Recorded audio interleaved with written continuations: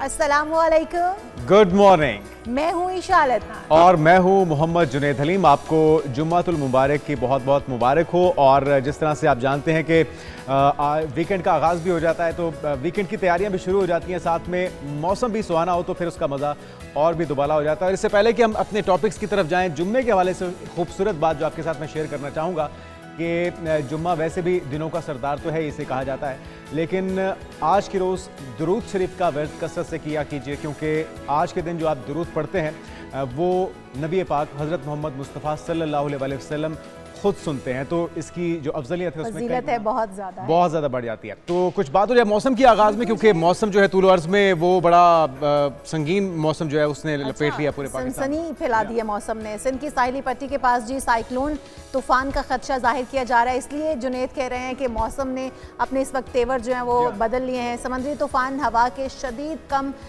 जो दबाव वाले इलाके हैं वहाँ पर बनता है, और अगर हम देखें तो हमारा ये साइक्लोन जो है इस वक्त कराची के बहुत सारी साहिली पट्टी को समंदर को इस वक्त उसने अपने प्रेशर में लिया हुआ है। वहाँ पर बारिशें होने के भी इम्कानात हैं और सख्त बारिशें हो सकती हैं। आमतौर पर जो तूफ़ान है वो मौसम गर्म होता है तो समंदर की गर्म पानियों पर बनता है, लेकिन क्योंकि अब मौसम काफ़ी बेहतर होने जा रहा है, लेकिन जब ये 50 मीटर की गहराई में समंदर का दर्जा हरारत ज़्यादा बढ़ता है तो उसके बायस भी साइक्लोन बनता है। और ये साइक्लोन हम कह रहे थे कि भारत की जानिब से जब हवाओं ने रुख तब्दील किया और वो पाकिस्तान में दाखिल हुई तो उसके बाद ये साइक्लोन जो है वो ज़्यादा बिल्कुल। और ये जो ख़ासतौर पे असना समुद्री तूफ़ान है और ट्रॉपिकल साइक्लोन है, इसका एक और अलर्ट भी जारी हो चुका है। तो आज क्यों ना हम मैप की मदद से भी अपने नाज़रीन को बता देते हैं ताकि उनको समझने में आसानी हो और वो बेहतर अंदाज में समझ सकें। और जिस तरह से हमने आपको पहले भी बताया था कि जो इदारे हैं उनको अलर्ट भी जारी किया गया है, उनको इस हवाले से ये हिदायत जारी की गई है कि किसी भी हंगामी सूरत में आपने फौरी तौर पे रिएक्शन देना है, जो एवैक्यूएशन का अमल है उसे भी यकीनी बनाना है। तो ये वो साइक्लोन है जिसका मरकज़ तो ये इलाका है, लेकिन अगर आप देखें कराची और नवाबशाह, हैदराबाद, पाकिस्तान के ये वो तमाम अजला हैं, इलाके हैं जो कि सबसे ज़्यादा इससे मुतासर हो सकते हैं। रन ऑफ कच्छ से बताया जा रहा है कि इसका आगाज़ हुआ था। ज़्यादातर जो इंडिया के इलाके हैं वो इससे मुतासर होंगे। जिस तरह आप देख रहे हैं कि जामनगर है, नगर पार्कर है, और इसी तरह से अगर पाकिस्तान की साइड पे आ जाएं तो ये वो साइक्लोन है जिसकी शिद्दत पाकिस्तान में ज़्यादातर तो सिंध के इलाकों में हिट करेगी, लेकिन फिर इसके जो असरात हैं अगर आप दूसरे मैप पे भी आ जाएं तो ये देख सकते हैं आप कि इसके जो डीप डिप्रेशन जिसको कहा जा रहा है, बुनियादी तौर पे ये वो कैफियत है जो कि समुंदर के अंदर है, और जो समुद्री हवाएं हैं उसकी रफ्तार 50, 60 और फिर कहीं 70 किलोमीटर फी घंटा की रफ्तार से भी बढ़ सकती हैं। तो जो आबादी है उसको हिदायत की गई है कि इसको आपने एहतियात बरतनी है। जो सी व्यू के इलाके हैं, समुद्री इलाके हैं, उससे आपने दूर रहना। अच्छा जुनैद, इसका ताल्लुक जो इसके जो जहाँ पर ये साइक्लोन है वहाँ पर क्या साहिली पट्टी के साथ साथ आबादी भी है? बिल्कुल आबादी है। पाकिस्तान के कराची के अंदर, इसी तरह से हैदराबाद, नवाबशाह और जो साहिली पट्टी के इलाके हैं वहाँ पे आबादी मौजूद है, और उनको ख़ास तौर पे जब मानसून का मौसम होता है या ऐसे टाइम पीरियड जिसके अंदर खदशात बढ़ जाते हैं, उनको हिदायत दी जाती है कि आप समुद्री पट्टी से पीछे चले जाएं, महफूज मकामात पे चले जाएं। हुकूमती सतह पे इकदाम किए जाते हैं, लेकिन बाज़ लोग ऐसे होते हैं जिनके पास कोई और ऑप्शन नहीं होती, उनके माल मवेशी वहाँ पर मौजूद होते हैं, उनके लिए एक बड़ा मसला होता है हर साल। लेकिन बहरहाल ये कुदरती आफत है और दुआ करते हैं कि खैर खैरियत से गुजर जाए। मगरिब और जनूब मगरिब में बताया जा रहा है कि गुज़श्ता जो 12 घंटे थे उसके अंदर ये बहुत आहिस्ता स्पीड में आगे बढ़ा है, और आज रात को या फिर कल सुबह ये हिट कर सकता है बहरा अरब में, और इसकी शिद्दत जो है वो पाकिस्तान में भी, पाकिस्तान के मुख्तलिफ इलाकों में। अच्छा, इसके जो असरात अब इंशाल्लाह आप ये देखें, अपने नाज़रीन को भी हम दिखा रहे हैं कि जहाँ जहाँ ब्लू लाइन चल रही है ये इसके असरात सिर्फ सिंध के अंदर नहीं होंगे, ये आगे बलूचिस्तान में भी जा रहे हैं, कोयटा तक भी इवन जा रहे हैं, मुल्तान, लाहौर, और फिर ये आगे तक नॉर्दर्न एरियाज तक इसके असरात जाएंगे। यानी कि जो बारिशें हैं, जो पूरे पाकिस्तान में बारिशों का सिस्टम है, हाँ जी, वो इसी सिस्टम की वजह से है जिसका आगाज़ रन ऑफ कच्छ से बताया जा रहा है। इंडिया में ज़्यादा वो हिट होगा, और असना इसका नाम है, और पाकिस्तान ने इस तूफान तूफान का नाम इस बार, यानी कि पूरे रीजन में देखा जाता है। जो ममालिक हैं जिनको इसके असरात का सामना होता है हर साल, उनसे नाम लिए जाते हैं। तो ये असना नाम भी पाकिस्तान ने दिया है। तो उम्मीद करते हैं कि जो इदारे हैं वो अलर्ट होंगे और जो उनकी कोशिशें हैं वो कामयाब होंगी, और खैरियत से उम्मीद करते हैं कि साइक्लोन का जो दौर है वो गुजर। हम लोग हर बार इस चीज़ को फेस करते हैं, क्योंकि जब भारत में इस तरह का साइक्लोन तूफान जो है वो आता है तो वो अपना रुख तब्दील करता है, और फिर हम हर बार ये सुनते हैं कि वो रुख तब्दील करने के बाद उसने पाकिस्तान का रुख किया है और साहिली पट्टी को अपनी लपेट में ले लिया, जिसके बायस बहुत ज़्यादा बारिशें होती हैं, और बारिशों से निमटने के लिए बहुत सारे इकदाम हमारे यहाँ नाकाफ़ी रह जाते हैं। हम अपने जो साहिली पट्टी है उसको खाली भी करवा लेते हैं, लेकिन इसके बावजूद नुकसान तो बहरहाल होते हैं। डीजी मेट हमारे साथ मौजूद हैं, महर साहबजाद। महर साहब, आपको वेलकम कहेंगे पाकिस्तान मॉर्निंग में। हम भी अपने नाज़रीन को बता रहे थे मैप की मदद से, आपके पास क्या ताज़ा रिपोर्ट्स हैं? ये जो असना तूफान है ये पाकिस्तान में किन किन इलाकों को हिट कर सकता है? इसके असरात कब तक और कहाँ कहाँ पर होंगे? तकरीबन जनूब मशरक में तकरीबन 200 किलोमीटर के फासले पे है, लेकिन इसकी शिद्दत इतनी ज्यादा है कि ये जो मॉइस्चर इसके साथ चल रहा है, यानी वो कराची और उसके आसपास के ये हमारे जो थरपारकर या इन इलाकों में काफी ज्यादा बारिश हुई है। बल्कि मैं आपको बताऊं ना कि बारिश इसके असरात की वजह से, यानी मॉइस्चर आजाद कश्मीर गिलगित बाल्टिस्तान में भी तक ऊपर है, और एक वेस्टर्ली वेव इसको इफेक्ट कर रही है, जिसकी वजह से बारिशें काफी ज्यादा हो रही हैं। यानी मुजफ्फराबाद एयरपोर्ट पे रात गुज़श्ता 24 घंटों में 80 मिलीमीटर बारिश हुई है। महर साहब, ये जो साइक्लोन इस वक्त आ रहा है, जो समुद्री तूफान जो कि साहिली पट्टी को हिट करने जा रहा है, कौन कौन से ऐसे इलाके हैं जिनको सबसे ज्यादा ये हिट करेगा, और फिर ये कितनी शिद्दत इसकी कितनी है? अच्छा, अब देखें, ये ठट्टा, बदीन, कराची इटसेल्फ जो है, इन इलाकों को भी ये काफी ज्यादा हिट करेगा, क्योंकि इसमें हवाएं भी काफी तेज हैं और बारिश भी काफी तेज है। अगले 2 दिन जो है, अगले 2 दिन इसमें शिद्दत रहेगी, इसी तरह ये रहेगा, लेकिन उसके बाद ये डिप्रेशन में तब्दील होने के चांसेस हैं और रहेगा समुद्र के ऊपर ही। लेकिन समुद्र के ऊपर रहने का एक नुकसान है कि ये वहाँ से मॉइस्चर काफी मिकदार में इसको मिल रहा है, जिस वजह से ये ज्यादा बारिशों को सबब बन रहा है।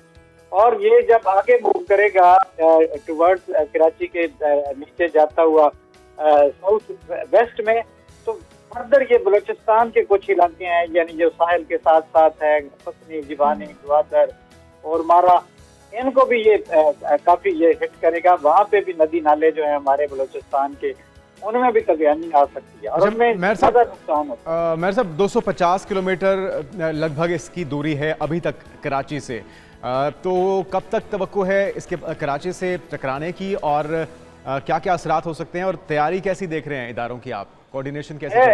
इदारों को देखें, हमारा काम है इदारों को बता दें। मैं जाती तौर पे इसकी जो है ना वो आप कह सकते हैं कि 10 दिन पहले मैंने इसकी इंडिकेशन दे दी थी। पीटीवी पे मैं एक प्रोग्राम में मौजूद था, सुबह मॉर्निंग शो में, उस वक्त ही मैंने बता दिया था कि ये 26, हालांकि उस वक्त बे ऑफ बंगाल पे डिप्रेशन बना हुआ था, बल्कि लो प्रेशर एरिया था, लेकिन हमें था कि ये आगे जाके शिद्दत इख्तियार करेगा, तो हमने पहले ही बता दिया था। और ये मुतलका पीडीएम में, एनडीएम में, या जो भी इदारे हैं जिनकी आगे जो आपने टाइमली उनको मैसेज कन्वे कर दिया है, उनकी जिम्मेदारी है कि वो तैयारी करें। और आपने देखा होगा कि अभी तक इतना ज्यादा नुकसान भी नहीं रिपोर्ट हो रहा, कोई ऐसी बात नहीं है। ये इसी वजह से यह है कि जी हमारी इसके टकराने में अभी ये क्योंकि काफ़ी दूरी पर है, और जिस तरह से बताया भी जा रहा है कि इसकी रफ्तार जो है वो काफ़ी सुस्त रवि का शिकार है, उस रफ्तार से ये आगे नहीं बढ़ रहा। इसके असरात कब तक रहेंगे? अगर ये साहिली पट्टी से टकराता है, उसके बाद के असरात कितने दिन तक रहेंगे? कब तक बारिशें ऐसे ही जारी रहेंगी? ये इसके असरात जो है ना, अब देखें, जो आपने स्पीड का पूछा ना, कि ये 1-2-3 घंटे में 3 किलोमीटर या 4 किलोमीटर तक ज्यादा से ज्यादा मूव करता है, यानी बड़ा स्लो है, जिस वजह से ये एक जगह पे इसका वो सेंटर थोड़ा सा शिफ्ट होता है। इस लिहाज से तो लगता है कि अगले 6-7 दिन ये समुद्र पे इसी तरह रहेगा और मूव करता हुआ ये फिर ओमान या इन इलाकों की तरफ जाएगा। लेकिन इसके असरात चूंकि काफी ज्यादा हैं, बहुत ज्यादा इसके असरात आगे भी रहेंगे। महर साहबजाद डीजी नेट हमारे साथ मौजूद थे, आपका बहुत शुक्रिया। और जो हम तक गुज़श्ता रोज़ रिपोर्टिंग पहुंची थी, जो उन्होंने तफसीलात बताई थी, उसके मुताबिक इंतजामात कदरे बेहतर थे, और जो उमूमी तौर पे हम देखते हैं कि ट्रैफिक की रवानी मुतासर होती है, लोगों के मामलात ज़िंदगी मुतासर होते हैं, उसमें किसी हद तक इस बार लग ये रहा था कि इंतज़ामिया ने उसके लिए बेहतर कोशिश कर रखी है।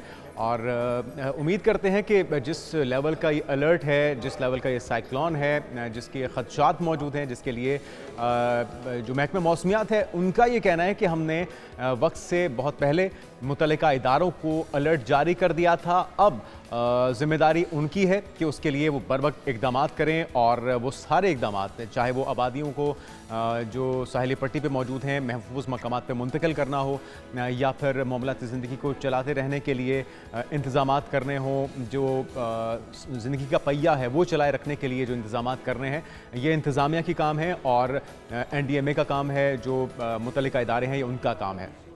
तो ज़्यादा जो हमने आपको बताया कि इलाके मुतासर होने का ख़दशा है, उसमें कराची है, हैदराबाद है, ठट्टा है, नवाबशाह है, ये वो सारे इलाके हैं जहाँ पे ख़दशात हैं कि बारिशें भी तूफ़ानी हो सकती हैं और तूफ़ान के असरात भी ज़्यादा हो सकते हैं। तो रबिया हमारे साथ मौजूद है। रबिया, कहाँ पर मौजूद हैं, आज कैसा मौसम देख रही हैं कराची का?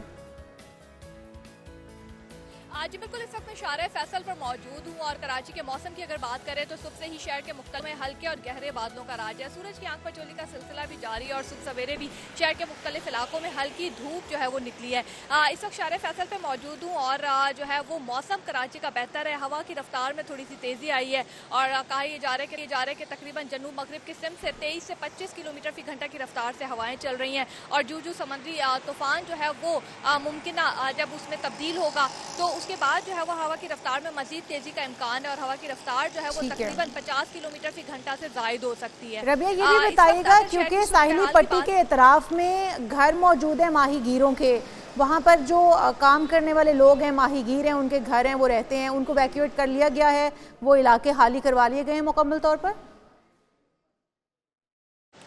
जी बिल्कुल, कराची के इस वक्त कोई भी इलाका जो है वो साहिली पट्टी का खाली नहीं करवाया गया है। अलबत्ता माहीगीरों को समंदर में ना जाने की जो है वो हिदायत ज़रूर की गई है क्योंकि समंदर में जो है वो इस वक्त तुगयानी है। लेकिन जब सूरत हाल उस वक्त ज़्यादा ख़राब होती है जब समंदरी तूफ़ान जो है वो पाकिस्तान की साहिली पट्टी से अगर टकराता तो, लेकिन समंदरी तूफ़ान के साहिली पट्टी से टकराने का कोई इम्कान नहीं है। समंदरी तूफ़ान जो है वो बहरा अरब में पहुँचने के बाद जब डीप डिप्रेशन पहुँचेगा उसके बाद समंदरी तूफ़ान में तब्दील होगा, जिसके हवाले से महकमा मौसमियात का कहना है कि आज शाम तक जो डीप डिप्रेशन है वो समुद्री तूफान में तब्दील होगा। लेकिन वो आगे अपनी जो सिमत है वो मगरिब और जनूब मगरिब की तरफ बढ़ते हुए ओमान की तरफ जाएगा और अगर समुद्री तूफान वो मुसलसल आइंदा 48 घंटों तक रहता है तो उसके ओमान से टकराने के इम्कान ज़्यादा हैं। अलबत्ता कराची से जो है वो कुछ फासले से समुद्री तूफान गुजरेगा, जिसके हवाले से ये कहा जा रहा है कि उसके बायस जो है वो कराची में तेज़ हवाओं के साथ हल्के से दरमियाने दर्जे की बारिश जो है वो मुतवक्किल है। इस वक्त भी शहर के मुख्तलिफ इलाकों में कभी धूप और कभी छाँव का सिलसिला जो है वो जारी है।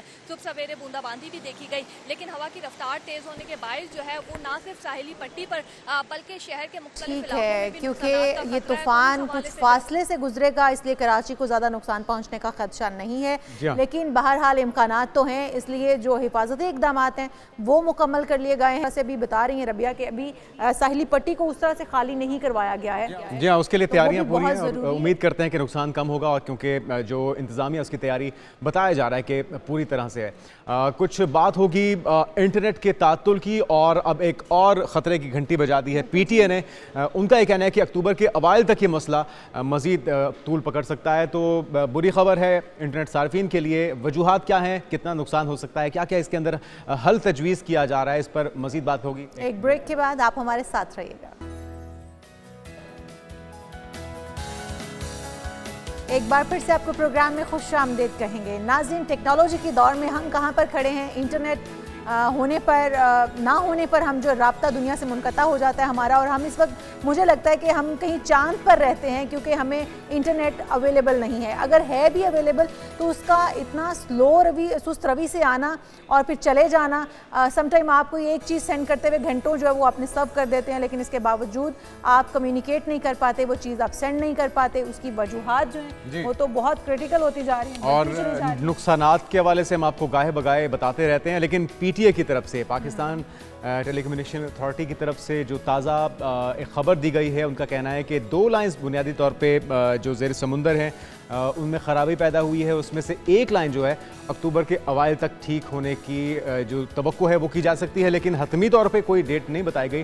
तो पहले हम देखते रहे कि लंबी खामोशी हुकूमती सतह पे जो वजारत इंफॉर्मेशन टेक्नोलॉजी है उनकी तरफ से लेतुलाल से काम लिया जाता रहा, मुख्तलिफ तौजीहात पेश की जाती रहीं, फायरवॉल का कहा जाता रहा, लेकिन अब पीटीए की तरफ से एक डेट दी गई है। तो अभी आपको और सब्र से तहम्मुल से काम लेना होगा। लेकिन ये कितना नुकसानदेह है मुल्क की मईशत के लिए, ई कॉमर्स सेक्टर के लिए, फ्रीलांसर्स के लिए, इस पर बात करते हैं। हाफिज़ अहमद साहब ई कॉमर्स एक्सपर्ट हैं और मारूफ व्लॉगर भी हैं। आपको वेलकम कहते हैं हाफिज़ साहब। ये जो मसला है इंटरनेट का उससे सभी मुतासर हो रहे हैं, लेकिन ख़ास तौर पे जो प्रोफेशनल्स हैं और जो मुल्क की मईशत है उससे कितना बड़ा झटका पहुंच रहा है? ये ऐसा नुकसान है कि जिसके बारे में कुछ बताया भी नहीं जा सकता। इसके दो तरह के नुकसान आते हैं। एक नुकसान तो ये है कि आप जो काम कर रहे हैं आपको पैसे नहीं आ रहे, यानी आपका काम नहीं हो रहा। दूसरा, जो इंटरनेशनल लेवल पे हमारा मजाक उड़ाया जा रहा है, इमेज भी तो खराब। फाइवर और अपवर्क ये सबसे बड़ी वेबसाइट्स हैं फ्रीलांसिंग की। फाइवर ने ऑफिशियली एक नोटिफिकेशन दिया हुआ नीचे, दे आर अनअवेलेबल। हाँ, कि ये पाकिस्तानियों को काम ना दें, इनके पास इंटरनेट के मसाइल हैं। अब पूरी दुनिया हमारा मजाक उड़ा रही है। और ये जो आप समंदर वाली बात करें तो ये जो मछलियां हैं इनके साथ हमें मुज़ाकरात करने पड़ते हैं। हाँ, अब देखें ना, ज़रा समुंदर कौन जाके देखेगा कि वाकई में यही मसला है। नहीं, और ये मसला सिर्फ पाकिस्तान की देखी है तो हमें यही एक लेम एक्सक्यूज दिया जाता है कि क्योंकि सबमरीन जो केबल है वो हमारी कट चुकी है, वो कहीं ना कहीं से डैमेज हो चुकी है और उसको महीने लगे हैं कि वो सिर्फ पाकिस्तान की कटती है। यहाँ से कराची से 2 घंटे के फासले पे दुबई है, वहाँ पे मेरे ख्याल में पाकिस्तान के नीचे जो मछलियां हैं वो भी काफी शरारती हैं, वो जाके ये उनकी तरफ से लाइन को काट देते हैं कुछ। ये असल में इसमें, और इसमें ना कई लोग ऐसे हैं जो जिनको हम कहते हैं दिहाड़ीदार मजदूर, फ्रीलांसर जो है ना, जिसने रोज का कमाना होता है। फ्रीलांसर 2 तरह का होता है। एक है कि जिसको परमानेंट जॉब मिली हुई है, उसको महीने का 500, 600, 700 डॉलर आ रहा है, उसने प्रोजेक्ट डिलीवर करने के। एक वो फ्रीलांसर है जिसने डेली का कोई डिज़ाइन किसी को बना के देना है, किसी को कोई पोस्टर बना के देना है। वो डेली आके प्रोफाइल पे बैठता है, उसको कोई बंदा कांटेक्ट करता है कि जी मुझे ये लोगो बना के दे, वो लोगो बना के देता है, अपने $10 कमाता है, शाम का खाना खाता है। अब उस तरह के लोगों के लिए, चलो जो मंथली कमा रहे थे उनका तो फिर भी है कि पुराने क्लाइंट्स हैं, उन्हें कुछ एक्सक्यूजेस कर लिए कि जी हमें 1 महीना दे दे, 2 महीने दे दे, प्रोजेक्ट मिल जाएगा, पेमेंट आ जाएगी। अच्छा, अभी आप बता रहे थे कि जो नुकसान है उसका तखमीना हतमी तौर पे तो नहीं लगाया जा सकता, लेकिन क्या क्या चीज़ें मुतासर हो रही हैं? जो आम यूज़र है, मैं तो कहता हूँ उसकी मसाइल को, उसकी परेशानी को तो हम साइड पे रख देते हैं कि आपकी कोई डाउनलोड है, गपशप है, कुछ चैटिंग में मसला है। जो प्रोफेशनल्स का जो रुकावट पैदा हो रही है वो किस किस जगह पे आपको फेस करना पड़ा चैलेंज? एक तो फ्रीलांसिंग में जो आपकी वेबसाइट है वहाँ पे सीधा सीधा क्लाइंट से कम्युनिकेट करने के लिए, फिर क्लाइंट ने आपको ऑर्डर दे दिया। अब बहुत से ई कॉमर्स में तो काम ही सारा इंटरनेट पे होता है। एक है वेबसाइट आपने बनानी है, वो तो चलें ऑफलाइन बन जाती है, आपने उसके बाद डिलीवर करनी है ना। ई कॉमर्स में तो हर वक्त आपको इंटरनेट चाहिए। फिर इसके अलावा जो सोशल मीडिया पे लोग पाकिस्तान में काम कर रहे हैं, अब ये हमारे मुल्क का कितना, और तादाद बहुत बड़ी है, 2.3 मिलियन से भी जायद हैं फ्रीलांसर्स। मेरे ख्याल में 23 लाख फ्रीलांसर्स होना बहुत बड़ी। और मैं आपको अपना बताऊं, मुझे नेक्स्ट मंथ जो पेमेंट आनी है फेसबुक और यूट्यूब से, जो मेरी रूटीन में आती है उससे 70-80% कम पेमेंट आनी है। यानी पिछले महीने में हमारे तो, हम तो उसी तरह कंटेंट डाल रहे हैं, लेकिन लोगों के पास तो इसका हल क्या है फिर हाफिज़? इसका हल सिर्फ मुज़ाकरात ही हैं, वो भी मछलियों के साथ, बाकी किसी और के साथ तो नहीं किया जा सकता। गवर्नमेंट ने अभी तक कोई राब्ता नहीं किया? जो आपके नुमाइंदे हैं गवर्नमेंट लेवल पे हम लोग कोशिश करते रहते हैं, लेकिन to be honest zero response उनकी तरफ से, क्योंकि उन्हें परवाह नहीं है ना, उन्होंने कभी इंटरनेट पे काम किया। ये जो बात है, इसकी वजूहात क्या, आप क्या समझते हैं कि हुकूमत को सही तरीके से कन्वे नहीं किया जा रहा कि कितना नुकसान हो रहा है, हम कि कहाँ पर खड़े थे और हम कहाँ पहुँच चुके हैं, या फिर उनकी मुशावरती टीम जो उन तक पहुँचा रही है उन्हें मिसगाइड कर रही है? नहीं, ये बात बिल्कुल ठीक है कि उन्हें खुद शायद इतना पता नहीं है। मैं आज से अगर 5-6 साल पहले बात करूँ, जब हम अमेज़ॉन पे ज़्यादा काम कर रहे थे, तो मैं आपको बताऊँ गवर्नमेंट पे बड़े बड़े लेवल पे लोगों के साथ बैठते थे, वो कहते थे अमेज़ॉन क्या होता है। अच्छा, डिग्री पूछो, कोई कहता मैंने MBA किया हुआ, मैंने ये किया, तो इनके बारे में किसी ने ठीक कहा, लेकिन तो ये पढ़े लिखे नहीं है, फिर ये कोशिश भी नहीं करते। आपने इन बेचारों को नहीं, जिसकी भी की है, लेकिन बात तो मतलब लम्हा फिक्री है। अच्छा, ये जो आप बात कर रहे हैं कि शायद गवर्नमेंट को फ़र्क नहीं पड़ता, लेकिन फ़र्क तो पड़ता है। हमारा इस वक्त सबसे बड़ा चैलेंज ही मुल्क की मईशत है, और ऐसे में अगर अरबों डॉलर्स का नुकसान होगा, आप मुझे बताएं किसे परवाह है? देखिए, उनका भी तो सियासतदानों को क्या फर्क पड़ेगा सर, उनका तो करप्शन से वाबस्ता है, उन्होंने कौन सा हलाल कमाना होता है, ये तो हलाल वालों के प्रॉब्लम है। लेकिन हाफिज़ साहब एक बात ये भी है कि मुल्क को चलाना है, कोई भी गवर्नमेंट आएगी उसने मुल्क चलाना है, और जब तक मईशत बेहतर नहीं होगी तो मुल्क नहीं चला सकते ना अपनी हुकूमत। तो मुल्क 75 सालों से नहीं चल रहा ना, अगर आप उस टॉपिक पे आ रहे हैं, मुल्क तो चले नहीं रहा।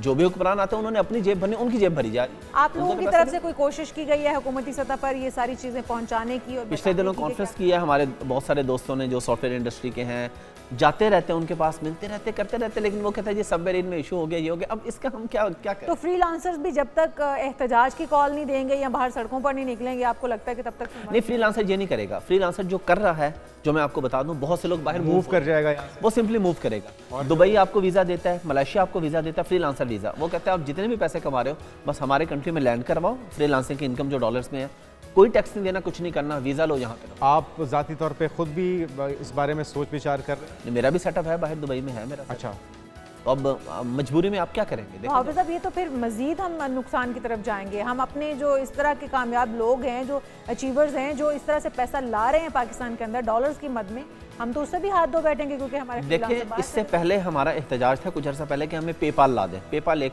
टूल है जिसपे आपको पेमेंट आती है, पेमेंट डायरेक्ट। अब हम कहते हैं हमें पेपाल नहीं चाहिए, हमें सिर्फ इंटरनेट दे दें और कुछ भी ना दे, गवर्नमेंट हमें कुछ भी ना दे, सिर्फ इंटरनेट दे दे।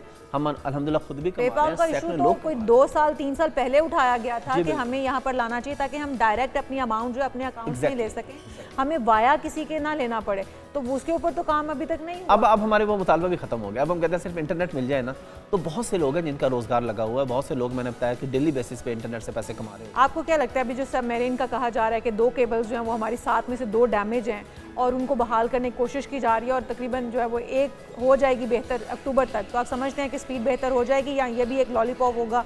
नहीं, मुझे तो टू बी ऑनेस्ट ये झूठी लगता है। मैं अल्हम्दुलिल्लाह पूरी दुनिया घूमता हूँ, मैंने नहीं देखा कि किसी मुल्क के अंदर कभी सबमरीन में इशू है और इंटरनेट उनका स्लो हो गया हो। ये सिर्फ पाकिस्तान में होता है। अच्छा, पाकिस्तानी शॉर्टकट तलाश करने में तो माहिर हैं, किसी ना किसी चीज़ का वो जुगाड़ निकाल ही लेते हैं। इसका कोई ऐसा हल नहीं निकल सकता जिसमें कम से कम आपकी क्लाइंटेज ख़राब ना हो, आपका जो एक ऑर्डर्स हैं, जो आपके प्रोजेक्ट्स हैं वो टाइम पे डिलीवर हो सके? इसका सोल्यूशन यही है कि जो थोड़ा सा अफोर्ड कर सकते हैं उन्होंने तो निकाल लिया ना, वो दुबई जा रहे हैं। दुबई में कुछ उनके फ्री जोन्स ऐसे हैं जहाँ पे 5-6 हज़ार दिरहम में साल की कंपनी खुल जाती है, लाइसेंस मिल जाता है आपको 3-4 लाख रुपए में। अब वो आराम से वहाँ पे जाकर, आपकी बात से तो लग रहा है कि अरबों डॉलर्स का नुकसान हो चुका है और इसके जो असरात हैं वो बहुत दूरस हो सकते हैं। बहुत दूरस, क्योंकि अभी आप ये नहीं देखें कि इन 2 महीने में पैसे नहीं आएंगे। आप ये सोचिए कि इन 2 महीनों में कितने 100 या कितने हज़ार फ्रीलांसर बाहर मूव हो जाएंगे। उनकी परमानेंट जो हर महीने आपको पैसे आते थे आपके कंट्री में, जो डॉलर्स ऐड होते थे, वो नहीं होंगे, वो लोग बाहर रखेंगे। इससे पहले भी बच्चे ऐसा कर रहे थे। एक बंदा अगर महीने का 3000 डॉलर कमा रहा है और उसके घर का खर्चा है 500 या 600 डॉलर, तो वो सिर्फ 500-600 पाकिस्तान मंगवाता है, बाकी पैसे अपने बाहर सिक्योर करता है। अब वो 500-600 भी नहीं इधर लाएगा, वो खुद भी बाहर चला जाएगा। तो आप अपने मुल्क का नुकसान कर रहे हैं बेसिकली। किसी इंडिविजुअल का आप नुकसान ज़्यादा से ज़्यादा 2-4 महीने कर सकते हैं, उसके अलावा अल्लाह ताला उसे कोई ना कोई रास्ता निकाल देगा।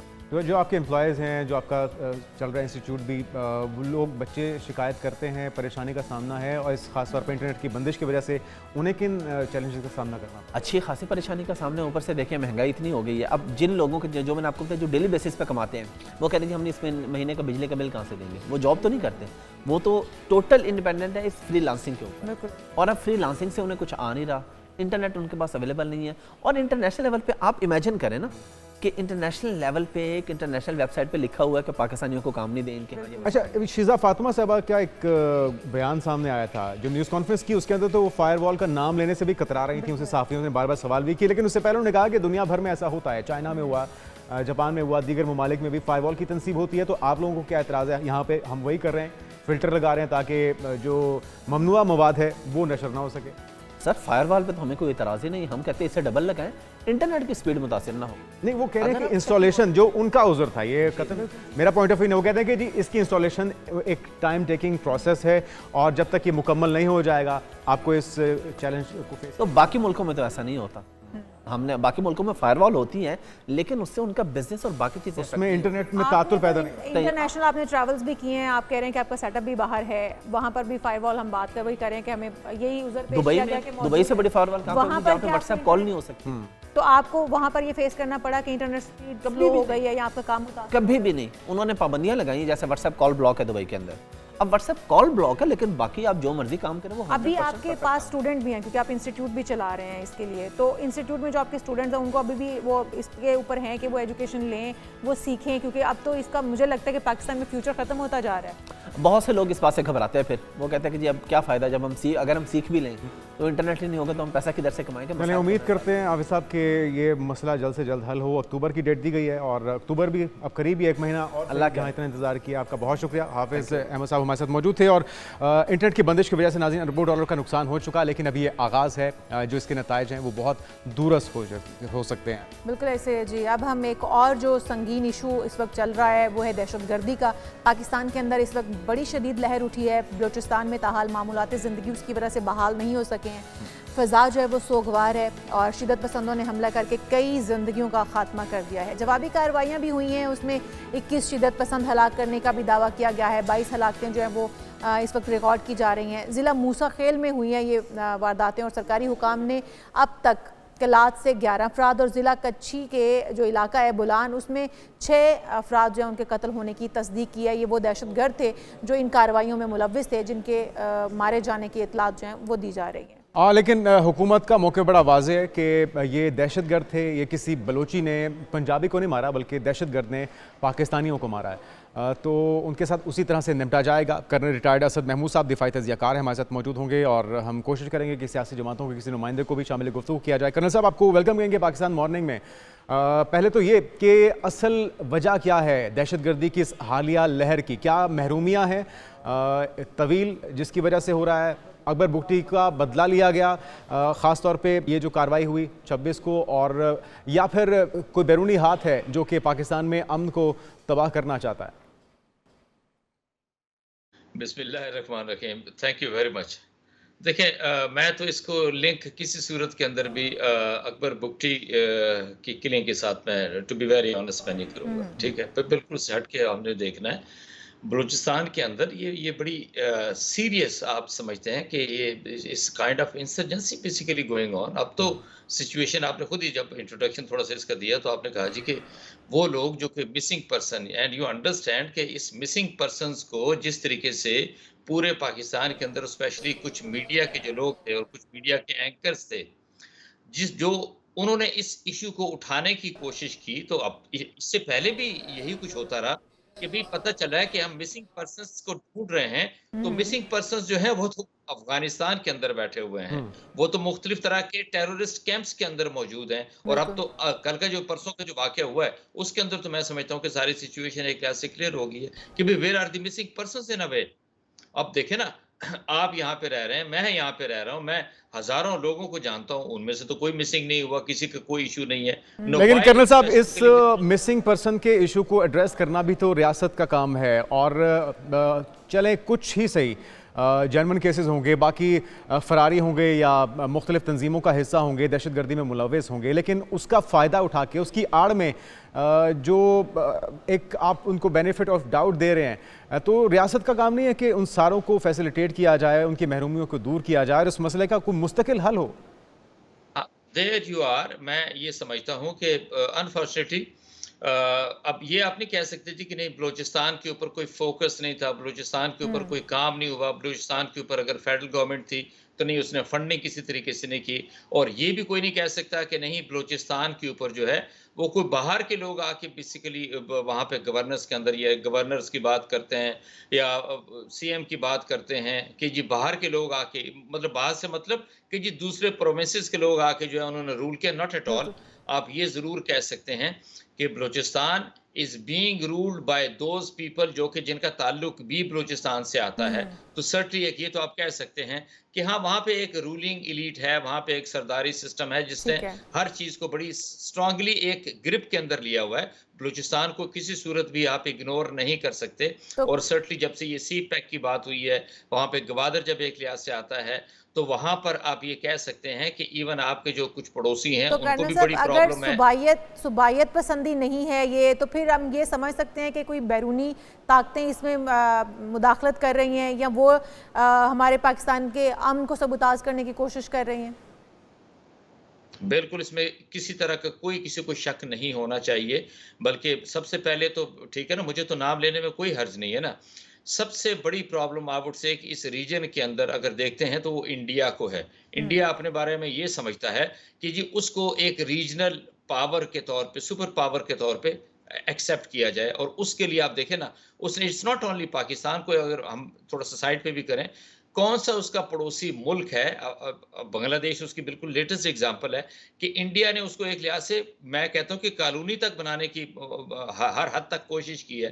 आप श्रीलंका को लें, नेपाल को लें, भूटान को ले लें, बांग्लादेश की एग्जांपल ले लें, और पाकिस्तान के साथ तो इसमें कोई शक वाली बात ही कोई नहीं है कि उनकी अपनी जो एजेंसी रॉ है, they are practically involved in all those things। क्या समझते हैं आपके वो भूले नहीं है वो जो इंडियन नेवल चले ऑफिसर कर्नल था, साहब, अगर अगर जिसको हमने आपने कहा कि पाकिस्तान से इसमें कोई चीज ढकी छुपी हुई नहीं है, तो बलूचिस्तान को ही क्यों हिट किया या टारगेट किया इंडिया ने? कहीं तो हमसे भी कोई कमी रह गई, कोई कोताही हो गई, और इस बार ऐसा हम क्या नया करने जा रहे हैं जो अभी तक नहीं हुआ, जिससे इसका खात्मा मुमकिन हो पाएगा?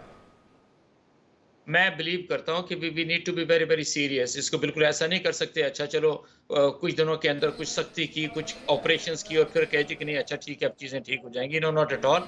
आपने इसको एक short to long term plan के अंदर इन सारी चीजों पे फोकस करना होगा।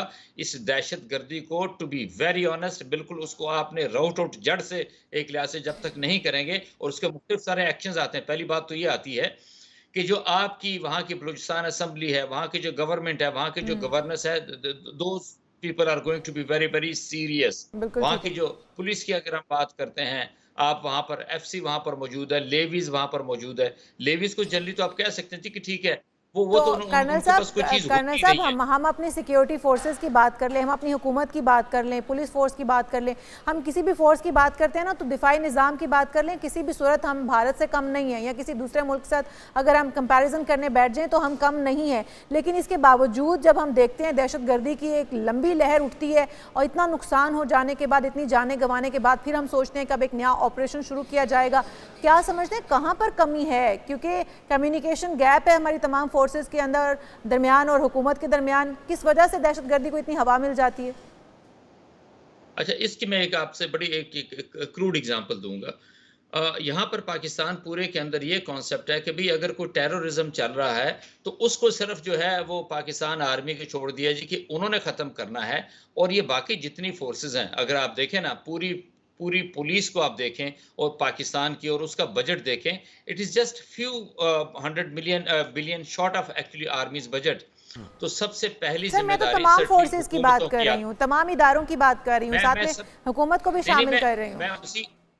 मैं उसी की बात कर रहा हूं आपसे कि सबसे पहली बात तो ये आती है कि जो हुकूमतें हैं, जो सियासी अकाबरीन है, सबसे बड़ी उनकी रिस्पॉन्सिबिलिटी आती है कि इस इश्यू को उन्होंने सीरियस लेना है। जहां तक आपने ये कहा जी कि एक ऑपरेशन दूसरा operation, basically what is the purpose of all these operations, कि आपने किसी तरीके से इस दहशतगर्दी को खत्म करना है। You let it be any name basically for that, लेकिन एक्चुअली तो काम वही है कि आपने दहशतगर्दी को एक लिहाज से खत्म करना है। अच्छा, इसके बाद फिर दो चीजें होती हैं कि आपने उनको जो आप फील करते हैं कि जो हार्ड कोर क्रिमिनल्स हैं उनको तो किसी सूरत में आपने खत्म करना है। फिर कुछ लोग जो जिनको ये माइंडसेट जिनको वो मोल्ड करने की कोशिश करते हैं, आपने उनके ऊपर फोकस करना है। अच्छा कर्नल साहब, 26 अगस्त को आपको लगा कि इंटेलिजेंस फेलियर था, ये हमारी तरफ से कोताही हुई? नहीं, मैं एक चीज़ आपसे अर्ज करूं कि अगर मैं वहाँ की सूबाई हुकूमत की बात करूं तो मुझे ऐसा लगता है 26 अगस्त को तो वहाँ पे किसी तरीके से वो मौजूद ही नहीं थे ना। अब हर चीज़ को कहें जी, एक सूबा है, सूबे को आप फंडिंग कर रहे हैं, सारा कुछ कर रहे हैं, और जब कोई सिचुएशन अराइज हो तो बोलो जी नहीं फेडरल गवर्नमेंट जिम्मेदार है, या बेसिकली पाकिस्तान आर्मी की जिम्मेदारी डाल दें, या इंटेलिजेंस फेलियर के ऊपर जा लें। भाई वहाँ पे अगर आप अरबों रुपए दे रहे हैं वहाँ की सूबाई हुकूमत को, Sarfaraz Bugti such an experience person, इससे पहले वो इंटीरियर मिनिस्टर भी रहे हैं, तो मुझे आप ये सवाल उनसे करना चाहिए ना कि why they could not read out all these things. Specially मैं आपसे ये जरूर अब मैं कहूँगा कि जो कुछ बांग्लादेश में एक लिहाज से हुआ, सर्टनली ये तो इंडिया ने कभी, जो कहते हैं वाइल्डेस्ट ड्रीम्स में, उन्होंने कभी नहीं सोचा था कि ये एक लिहाज से ये कुछ हो जाएगा। तो ये तो एक्सपेक्टेड था कि कोई कुछ ना कुछ एक लिहाज से होना चाहिए। तो डोंट यू थिंक कि सबसे पहली रिस्पांसिबिलिटी तो इसकी सबसे पहले रियासत की जिम्मेदारी है, उसके बाद बाकी इदारों को भी अपना किरदार अदा करना होगा। बहुत शुक्रिया। कर्नल रिटायर्ड असद महमूद साहब हमारे साथ मौजूद थे, और सिर्फ पड़ोसी के भारत के ऊपर इल्ज़ाम लगा के हम अपनी जान नहीं छुड़ा सकते, हमें अपनी जिम्मेदारी पूरी करनी होगी, क्योंकि रियासत को सबको अपने साथ लेकर चलना है। दीगर इशू से बात करते हैं, एक ब्रेक ले लेते हैं। बिल्कुल जी, एक शॉर्ट ब्रेक, आप कहीं मत जाएगा, स्टे विद अस।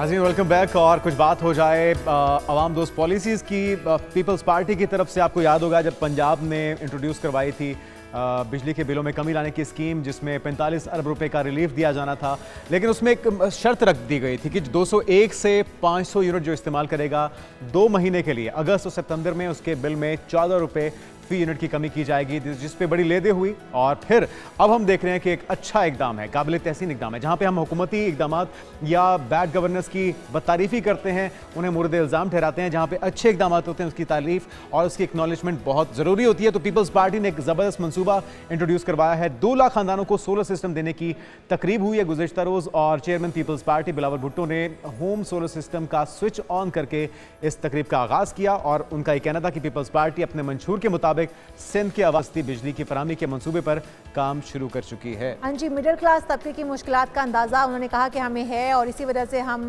तकरीबन 2 लाख घरों को जो सोलर एनर्जी वो फराहम करेंगे उनको, और सोलर एनर्जी पार्क बनाने का मंसूबा भी उन्होंने कहा कि हम शुरू कर रहे हैं। इसी के ऊपर हमारे मेहमान हमारे साथ मौजूद हैं कादर मंदुखेल साहब, रहनुमा पीपल्स पार्टी हैं। बहुत शुक्रिया सर आपके वक्त का, वेलकम टू शो कहेंगे आपको।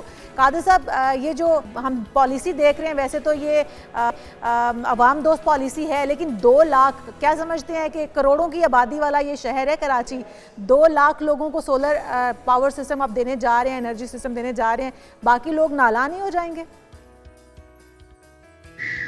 वो कहावत है कि एक आदमी ने किसी से पूछा तुम्हारा नाम क्या है, बोला अल्लाह। उसने बोला तोबा तोबा। उसने बोला यार दाद तक को छोड़ो, मेरा नाम अल्लाह दाद है। तो आप पहले ये सवाल कर लेते कि टोटल कितना है, तो फिर ये तनकीद आपके बिल्कुल बजाती।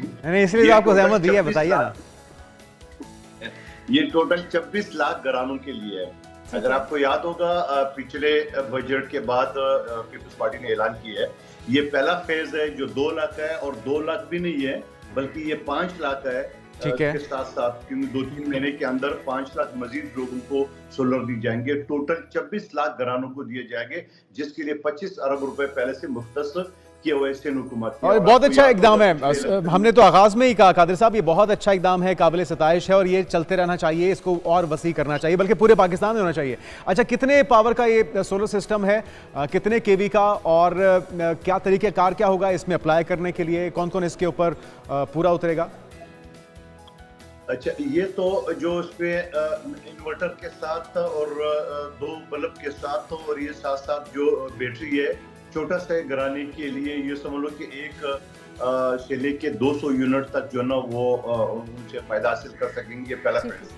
लेकिन जो ही वक्त बदलता रहेगा, तो वर्ल्ड बैंक के साथ भी कल वज़ीर आला ने ऐलान किया था कि हमारी बात चल रही है, वो भी इस प्रोग्राम में शामिल होंगे, तो ये मजीद तेज होगा और मजीद तादाद बढ़ेगी, जिसमें शुरू में अर्ज कर चुका हूँ। तो सर ये जो सैलरीज के ऊपर डिपेंड करेगा कि किसकी सैलरी कितनी है, उसके हिसाब से वो अप्लाई कर सकते हैं? नहीं, ये पहले मरहले में उन लोगों को दिया जाएगा जो बेनिफिशियरी इनकम सपोर्ट में रजिस्टर्ड है, क्योंकि ऑलरेडी सर्वे हो चुका है जो लोग मुस्तहिक अफराद है जिनको बेनिफिशियरी इनकम सपोर्ट से पैसे मिल रहे हैं उनको, ताकि किसी शक शोबे में किसी और चीज में नहीं हो। आपको पता है कि जब ये सिस्टम आता है तो बहुत सारे लोग जो है ना वो उसके ऊपर शक शोबा भी करते हैं, और बहुत सारे मनपसंद लोग भी होते हैं वगैरह वगैरह, जो सियासी हमारे जैसे होते हैं ना, तो यकीनन हमारे पास भी सैकड़ों लोग आते हैं, हमें दो। तो पहले मरहले पे इसको जो लोग ऑलरेडी रजिस्टर्ड है बेनिफिशियरी इनकम सपोर्ट में, उनको दिया जाएगा। ये प्रोग्राम आहिस्ता आहिस्ता बढ़ता रहेगा। अच्छा, अब इसका फायदा ये है कि जो सवाल आपने किए या बिलावल साहब ने पंजाब के हवाले से जिक्र किया है, अगर पंजाब में जहां मरियम बीबी ने जो ऐलान किया 45 अरब पंजाब की आबादी और सिंध की आबादी के हिसाब से देखा जाए, तो यहाँ सिर्फ हमें 10 अरब रुपए खर्च करने पड़ेंगे, और 10 अरब के साथ साथ बलूचिस्तान में हमें 2 अरब रुपए खर्च करने में आबादी के हिसाब से, तो यहाँ तो 25 अरब रुपए हमने रखे हैं पहले से, लेकिन ये अमाउंट भी बढ़ता रहेगा, ये भी आगे चलता रहेगा।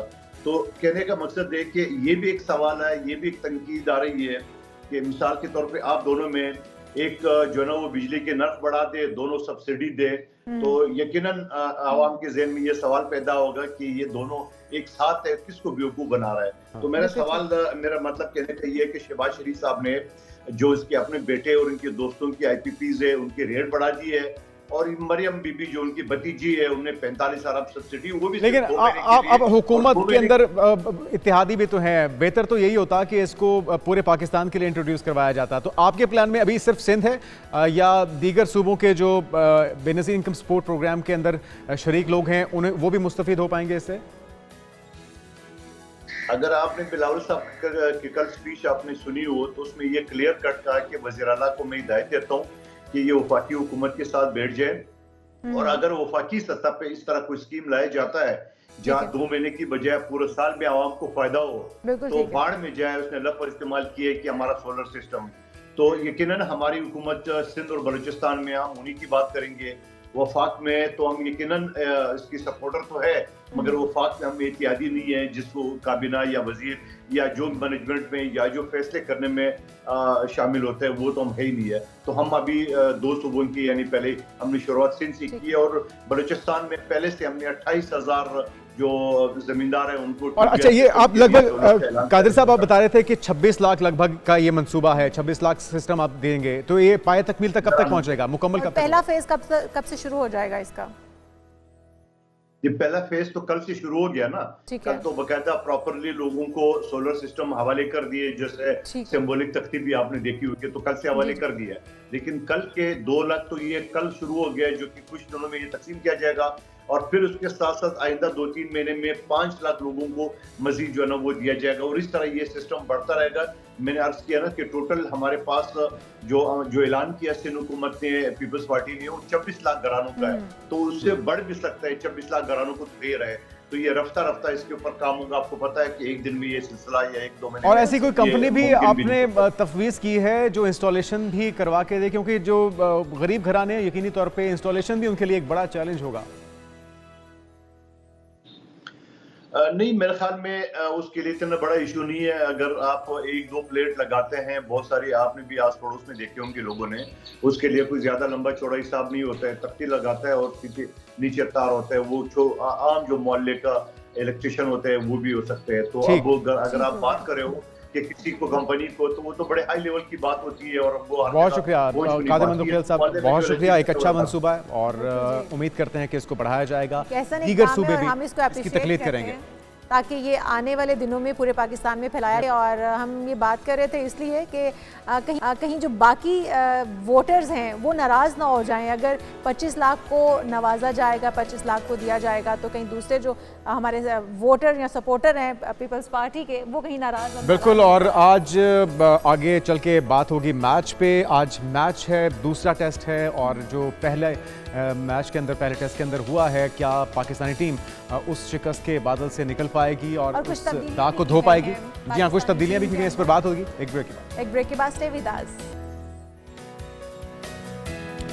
नाज़रीन, ब्रेक के बाद आपको कहेंगे खुश आमदीद, सुबह खैर। उम्मीद करते हैं आपकी सुबह खैरियत से गुजरी होगी। कुछ बात हो जाए आज के मैच की। भरपूर मैच है, भरपूर तैयारी है, कुछ तब्दीलियां भी हुई हैं और ये कोशिश है कि जो शिकस्त का एक दाग है उसे धोया जा सके, कम बैक किया जा सके। तो पाकिस्तान और बांग्लादेश का जो टेस्ट सीरीज़ का दूसरा मैच है वो आज खेला जाएगा। मेहमान टीम के खिलाफ मैच में फास्ट बॉलर शाहीन शाह अफरीदी को शामिल नहीं किया गया है और पाकिस्तान और बांग्लादेश की टीमों के दरमियान दूसरा टेस्ट आज से 3 सितंबर तक रावलपिंडी क्रिकेट स्टेडियम में खेला जाएगा। बिल्कुल। और पहले टेस्ट में पाकिस्तान को उम्मीद तो हमेशा रखनी चाहिए, लेकिन जो करतूत हैं माजत के साथ उसको देख के इम्कानात कम है। और साथ में ये खदशा भी है क्योंकि आपको पता है कि पूरे पाकिस्तान में बारिशों का स्पेल चल रहा है, तो ये भी हो सकता है कि बारिश रंग में भंग डाल दे। लेकिन हमारी ये ख्वाहिश है कि 2-2 हाथ हो जाएं और वो जो पिछली कोताहियाँ हैं, खामियाँ हैं, उन्हें आज दूर कर पाए। तो हमारे साथ होंगे one and only Moin Khan साहब, साबिक क्रिकेटर हैं और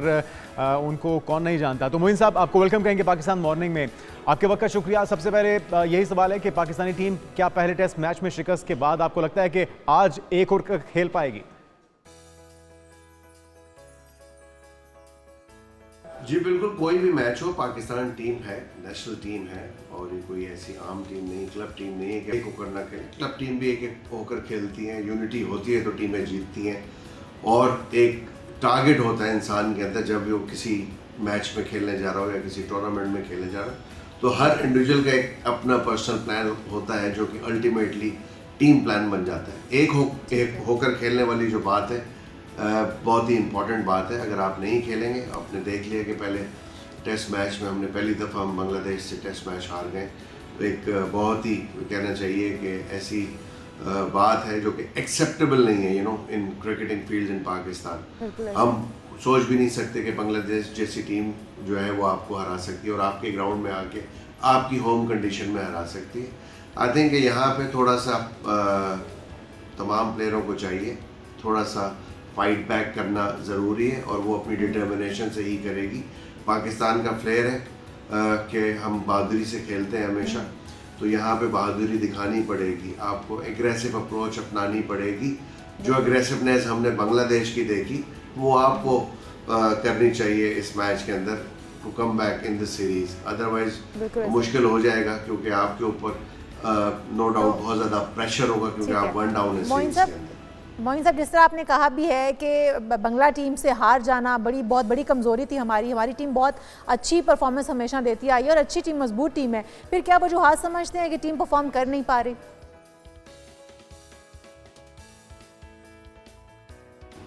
टीम देखें, टीम के अंदर यूनिटी और गिव एंड टेक, टॉलरेंस, ये तमाम वो चीज़ें हैं जो एक टीम में बहुत ही इम्पोर्टेंट होती हैं। अगर कोई आदमी ये समझ रहा है जी मैं कप्तान मुझे बनना चाहिए था या मैं कप्तान होता या कोई और सीनियर प्लेयर ऐसे हैं जो इस तरह से सोचते हैं, तो थोड़ा सा उनको इस सोच को अलग करना पड़ेगा बिकॉज कि आप पाकिस्तान के लिए खेल रहे हैं। यहाँ पे ये चीज़ बिल्कुल भी टॉलरेट नहीं किएगी। मैनेजमेंट को चाहिए कि इस चीज़ के ऊपर क्लोजली जो है वो आई रखें इस चीज़ के ऊपर और कहीं भी ऐसी चीज़ नहीं होनी चाहिए, क्योंकि जब आप मैच हारते हैं और ऐसी टीम से जिसके खिलाफ आप एक्सपेक्ट नहीं कर रहे हो तो आप डीमोरलाइज हो जाते हैं। वर्ल्ड कप 92 में हम भी बांग्लादेश के खिलाफ नॉर्थहैम्पटन में मैच हारे थे और उसके बाद कॉन्फ्रेंस बहुत ज़्यादा शेक हुआ था, लेकिन हमने कमबैक किया था, टीम बहुत अच्छी थी and we have realize at that time कि हमसे बहुत बड़ी गलती हुई है। हमने अपने ओपोनेंट को कहना चाहिए कि वो ईजी लिया जिसकी वजह से हम मैच हारे थे। तो यहाँ पे इजी नहीं लेना पाकिस्तान टीम को। आप किसी भी टीम को इजी लेंगे तो वो आपको टीम हरा के चली जाएगी। आपको चाहिए कि आप मुस्बत सोच ज़रूर रखें, जिस तरह हमने, मैं समझता हूँ कि डिक्लेयर जो था वो थोड़ा सा जल्दी कर दिया, थोड़े से और रन्स हो जाते हैं हमारे तो बेहतर हो सकता था, क्योंकि आपको अपनी बॉलिंग स्ट्रेंथ को देखना होता है जब भी आप पहले बैटिंग कर रहे होते हैं कि आप सेकेंड इनिंग के अंदर अपने ओपोनेंट को 2 दफ़ा आउट कर सकते हैं, इनिंग डिफीट दे सकते हैं या नहीं दे सकते, या आपकी टीम के अंदर इतनी स्ट्रेंथ है, इतनी फिटनेस है कि आप 2 दफ़ा बॉलिंग कर लेंगे। पाकिस्तान टीम थोड़ी फिटनेस मुझे यहाँ पे लैग नज़र आई, जिसकी वजह से ये प्रॉब्लम हुआ है। बॉलर्स में वो जान, वो स्पीड, वो रिवर्स स्विंग हमने कहीं भी नहीं देखी, जो कि हम हमेशा से पाकिस्तानी टीम का जो एक वेपन रहा है। तो आई थिंक यहाँ पे बहुत ही इम्पोर्टेंट है इस मैच के अंदर एक होकर खेलना पड़ेगा। परफॉर्मेंस यकीनी तौर पे होनी चाहिए, आप अब ठीक कह रहे हैं, मैनेजमेंट को नज़र भी रखनी चाहिए, लेकिन हमने ये भी देखा कि इन सारी चीज़ों के बावजूद लड़ाई झगड़े की खबरें भी आती रहती हैं। तो इस लड़ाई झगड़े का असल जिम्मेदार कौन है आपकी नज़र में?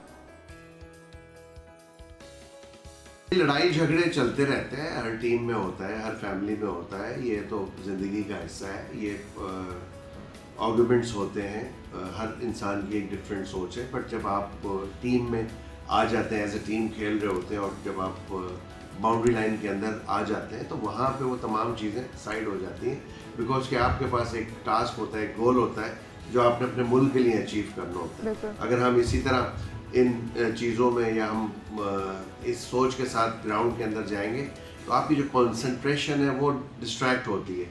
और टेस्ट मैच आपको पता है कि हाईली कहना चाहिए कि कंसंट्रेशन का गेम है। अगर इसमें आपकी कंसंट्रेशन ज़रा सी भी डाइवर्ट होती है तो आपकी परफॉर्मेंस जो है वो ख़राब हो सकती है, जो कि अल्टीमेटली आपकी टीम जो है वो फिर उसमें सफ़र करती है और मैच हार जाती है।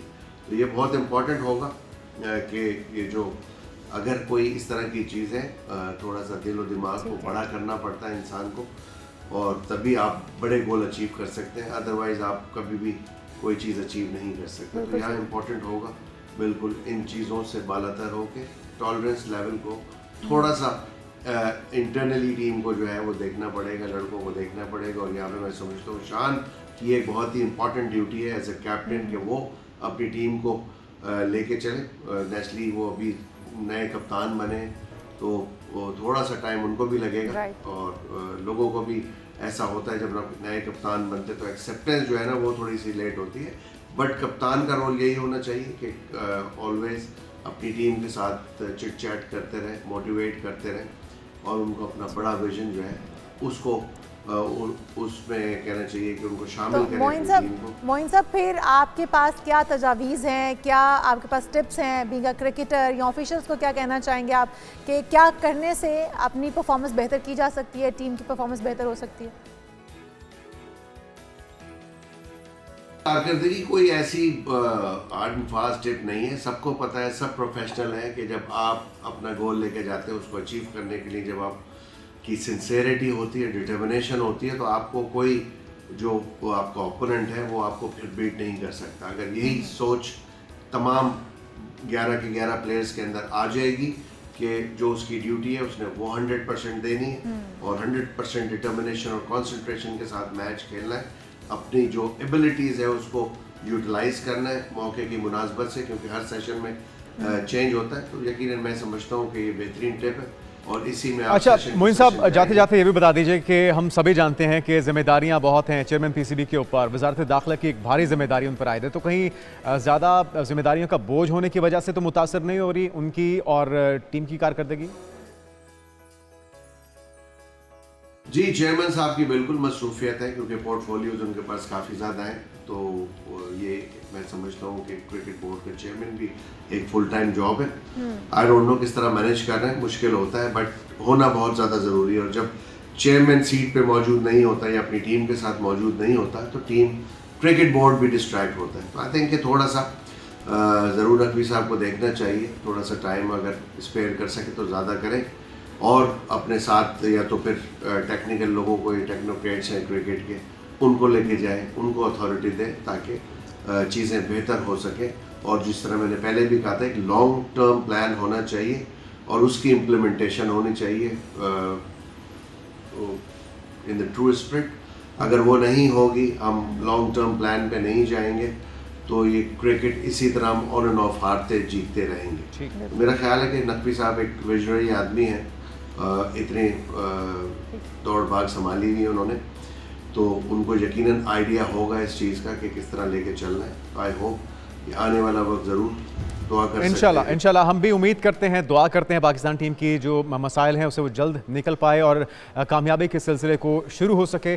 कुछ तब्दीलियां की गई हैं, उम्मीद करते हैं तब्दीलियां भी कारगर साबित हों, लेकिन एक कन्फ्यूजन नजर आई है। शाल हमने देखा कि शाहीन अफरीदी को ड्रॉप किया गया है, लेकिन उन्हें फिर कराची से या तो बुलाया ही ना जाता, प्रैक्टिस का भी वो हिस्सा बने, उन्हें कराची से बुलाया भी गया और फिर सडनली बताया गया कि वो दूसरा टेस्ट नहीं खेल पा रहे। तो इस तरह की कन्फ्यूजन नहीं होनी चाहिए, क्लैरिटी होनी चाहिए। और अगर अबरार अहमद को जो मिस्ट्री स्पिनर हैं उन्हें खिलाना था तो पहले भी आप मौका दे सकते थे ताकि इतनी तनकीद ना हो। और जो पिच के हवाले से है कि जी पिच आप ही बना रहे हैं, क्यूरेटर भी इसके लिए स्पेशली बुलाया गया है, अगर फिर भी आपकी तवक्कुआत पे पिच नहीं उतरी तो इसका मतलब है कि कहीं तो फिर कोताही रह चुकी है। लेकिन आज के मैच के हवाले से बेस्ट विशेस, बिल्कुल जी बेस्ट विशेस, हम दुआगो हैं कि आप जमकर खेलें और अपनी परफॉर्मेंस जो है वो इस पर साबित कर पाएं। हम कुछ दीगर इश्यूज़ की तरफ चलते हैं और बात करते हैं वालिदैन की कि उनके लिए परवरिश करना बच्चों की कितना मुश्किल मरहला है और किन किन मरहलों से पेरेंट्स गुजरते हैं। और अगर बच्चे आपके किसी ना किसी वजह से किसी मुश्किल का शिकार, मर्ज का शिकार तो उस बच्चे के साथ पेरेंट्स की जिम्मेदारी और बढ़ जाती है और उसको संभाल पाना, उसके साथ मैनेज करना, उसको उसकी तरबियत कर पाना, पालना कितना मुश्किल, बहुत मुश्किल हो जाता है, बहुत चैलेंजिंग हो जाता है। और ख़ासतौर पे ऑटिज़म एक ऐसी पैदाइशी ज़हन बीमारी है जो नस्लों में मुंतकिल हो सकती है। तो बदकिस्मती से जब बच्चा पैदा होता है तो देखने में वो बिल्कुल नॉर्मल दिखाई देता है, लेकिन उम्र बढ़ने के साथ साथ वो अपनी आदत और रवैये की वजह से बच्चों से मुख्तलिफ हो जाता है। तो इस बीमारी के शिकार बच्चों को अपनी बात कहने में बहुत दुश्वारी का सामना रहता है। ख़ासतौर पे वालिदैन को इन बच्चों की परवरिश में काफ़ी दुश्वारी होती है, लेकिन खिराज तहसीन के लायक हैं वो माएँ। वैसे तो तमाम माएँ बहुत से चैलेंजेस, बहुत से परेशानी और मुश्किलात के साथ बच्चों की परवरिश करती हैं, लेकिन ऐसी माएँ ख़ास तौर पे उन पे बात करने का मकसद ये है कि उनकी काविश को, उनकी हिम्मत को सलाम पेश किया जाए और उनके हौसले को मज़ीद बढ़ाया जाए। तो हमारे स्टूडियोज़ में एक ऐसी ही माँ मौजूद हैं, आमना आफ्ताब साहिबा, आपको वेलकम कहेंगे। आप डिज़ाइनर भी हैं, एक माँ भी हैं, और सबसे पहले तो आपकी हिम्मत को सलाम हम पेश करते हैं कि आप इन बच्चों को किस तरह से पाल रही हैं तमाम तर चैलेंजेस के बावजूद। अस्सलाम वालेकुम जी। सबसे पहले आप लोगों का शुक्रिया कि आप इसको प्रमोट भी कर रहे हैं, अवेयरनेस आप क्रिएट कर रहे हैं हमारी सोसाइटी में, और मेरे बच्चे आज मेरे साथ यहाँ पर हैं, उसके लिए शुक्रिया। अच्छा अमना साहबा, सबसे पहले इस बीमारी से मुतल्लिक बताएगा, जिस तरह हमने अपने इंट्रो में बताया है कि शुरू में जब बच्चे की पैदाइश होती है तो पता नहीं चलता, वो नॉर्मल बच्चों की तरह होता है, तो किस एज में आपको महसूस हुआ कि बच्चे ऑटिज़म का शिकार हैं, और इस बीमारी से अवेयरनेस के लिए दीगर वालिदैन को भी ज़रा बताइए। ऑटिज़म का तो जी ये डिफरेंट इसकी लेवल्स होते हैं। कुछ बच्चों का तो बिल्कुल शुरू में पता चल जाता है जब वो अपनी नेक होल्डिंग नहीं कर पाते हैं, कुछ बच्चों का लेटर हाफ में पता चलता है, कुछ हाई फंक्शनल बच्चे होते हैं, कुछ ऐसे बच्चे हैं जो ऑटिज़म के साथ इस वक्त बहुत अच्छा पढ़ भी रहे हैं। मेरे बच्चों को सेरिबेलर एटेक्सिया है, which is very rare disease in the world. It is like 1 in 10 million। और इसमें क्योंकि इसमें ब्रेन सेल्स की डीजनरेशन शुरू हो जाती है, तो यानी कि 4 to 6 years इसकी मैक्सिमम एज है। तो अल्लाह ताला का मौजज़ा है मेरे घर में। मेरा बेटा इज़ लाइक माशाल्लाह 19 years old, बेटी 17 साल की है, और अल्लाह का करम है, अल्लाह का मौजज़ा है जी। बच्चे वैसे ही बड़े मुश्किल है उनकी परवरिश करना। हम कहते हैं कि माँ बाप के लिए एक बहुत बड़ा चैलेंज होता है, बच्चे हर स्टेज पर उनके लिए एक चैलेंज बनकर सामने आते हैं। फिर बच्चे जब किसी मर्ज़ का शिकार हो जाए, और बचपन में, क्योंकि बचपन में बच्चा वैसे ही मुश्किल पैदा करता है पेरेंट्स के लिए, फिर इस तरह बच्चे अगर हो जाएं ऑटिज़म का जिस तरह से शिकार हैं, या एक किसी भी किस्म की मर्ज़ का शिकार हो जाते हैं, तो उनको हैंडल करना, टैकल करना कितना मुश्किल टास्क है, जो कि आपने किया भी।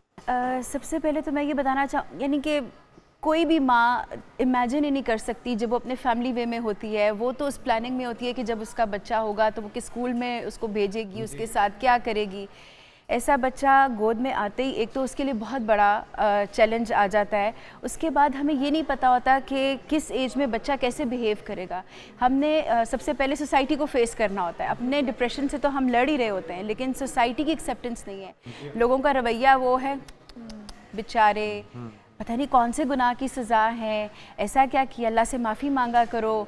और लोग जो है शादियों पे बुलाना छोड़ देते हैं, इवेंट्स पे बुलाना छोड़ देते हैं। हमारा सोसाइटी का ओवरऑल माइंडसेट जो है ना बहुत यानी कि वो एक्सेप्ट ही नहीं करते हैं। तो हर लेवल पे मुझे लगता है जो स्पेशल नीड्स के बच्चों के पेरेंट्स हैं उनको हर लेवल पे लड़ना पड़ता है। और फैमिली की सपोर्ट कैसी थी आपके हस्बैंड की, बाकी फैमिली के लोगों की? बच्चों के फादर की नहीं थी, उनके लिए एक्सेप्टेंस मुश्किल थी। यहाँ तक मैंने सुना कि ये पागल हैं, इनको कमरे में बंद कर दो।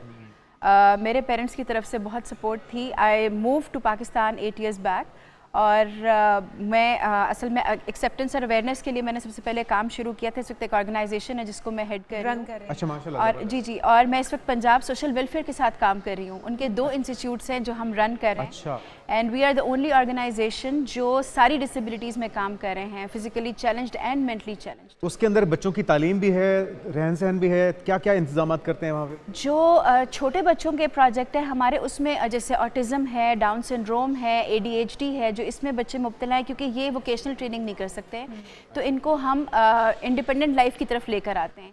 यानी कि इन्होंने बेड कैसे बनाना है, इन्होंने खाना पीना कैसे है, ग्रोसरी कैसे करने जाना है, व्हाट्सएप पे बात कैसे करनी है, टैक्सी कैसे कॉल करनी है। जो हमारा 18 साल से प्लस बच्चों का है सोशल वेलफेयर पंजाब के साथ प्रोजेक्ट कोलैबोरेशन में, उसमें हम उनको वोकेशनल ट्रेनिंग कराते हैं। और आपको सुन के खुशी होगी, पूरे एशिया का पहला ऐसा इंस्टीट्यूट है जो हमने यहाँ पे बनाया है लाहौर में, जहाँ पे सारी डिसेबिलिटीज़ अंडर वन रूफ हैं। हमारे पास ब्लाइंड बच्चे हैं, लड़के लड़कियाँ। समझ सकती है कि क्या प्रॉब्लम फेस करते हैं बच्चे और किस तरह से उनको ट्रीट किया जा सकता है, क्या कुछ उन्हें सिखाने की ज़रूरत है। बिल्कुल, एक माँ से बेहतर यकीनी तौर पर ये कोई नहीं समझ सकता। मुझे ऐसे लगता है कि अल्लाह ने, पहले मुझे ज़रा डिप्रेशन था, ऑफ कोर्स 15 साल मेरे बहुत टफ गुजरे, लेकिन जब मैंने अल्लाह का शुक्र अदा करना शुरू किया कि अल्लाह ताला ने जिस हाल में भी रखा है, एटलीस्ट मेरे बच्चे ज़िंदा है, मेरे साथ है, मेरे लिए यही बहुत बड़ी। भी कहा कि आपके हस्बैंड सपोर्टिव नहीं थे, उनके लिए इस चीज़ को एक्सेप्ट करना बड़ा मुश्किल रहा। माँ बाप दोनों के लिए मुश्किल होता है, माँ के लिए बल्कि मैं समझती हूँ ज़्यादा मुश्किल होता है। वो ज़्यादा इमोशनली बच्चे के साथ अटैच होती है, और उसने अपने 9 महीने अपने पेट में रख के बहुत सारे फीलिंग्स अपनी उसके साथ बन चुकी होती हैं बच्चे के पैदा होने से पहले ही। लेकिन जब शौहर की सपोर्ट ना मिले तो किस कदर तकलीफ दे मरहला होता है, और उसके बाद फिर बच्चों को संभाल पाना, उस चैलेंज का मैं तो मतलब इमेजिन कर सकती हूँ। सिर्फ आप तो उससे गुजरी हैं। इंसान मुझे लगता है कि जब उसका साथी उसके साथ होता है ना तो वो हर मुश्किल से गुजर सकता है।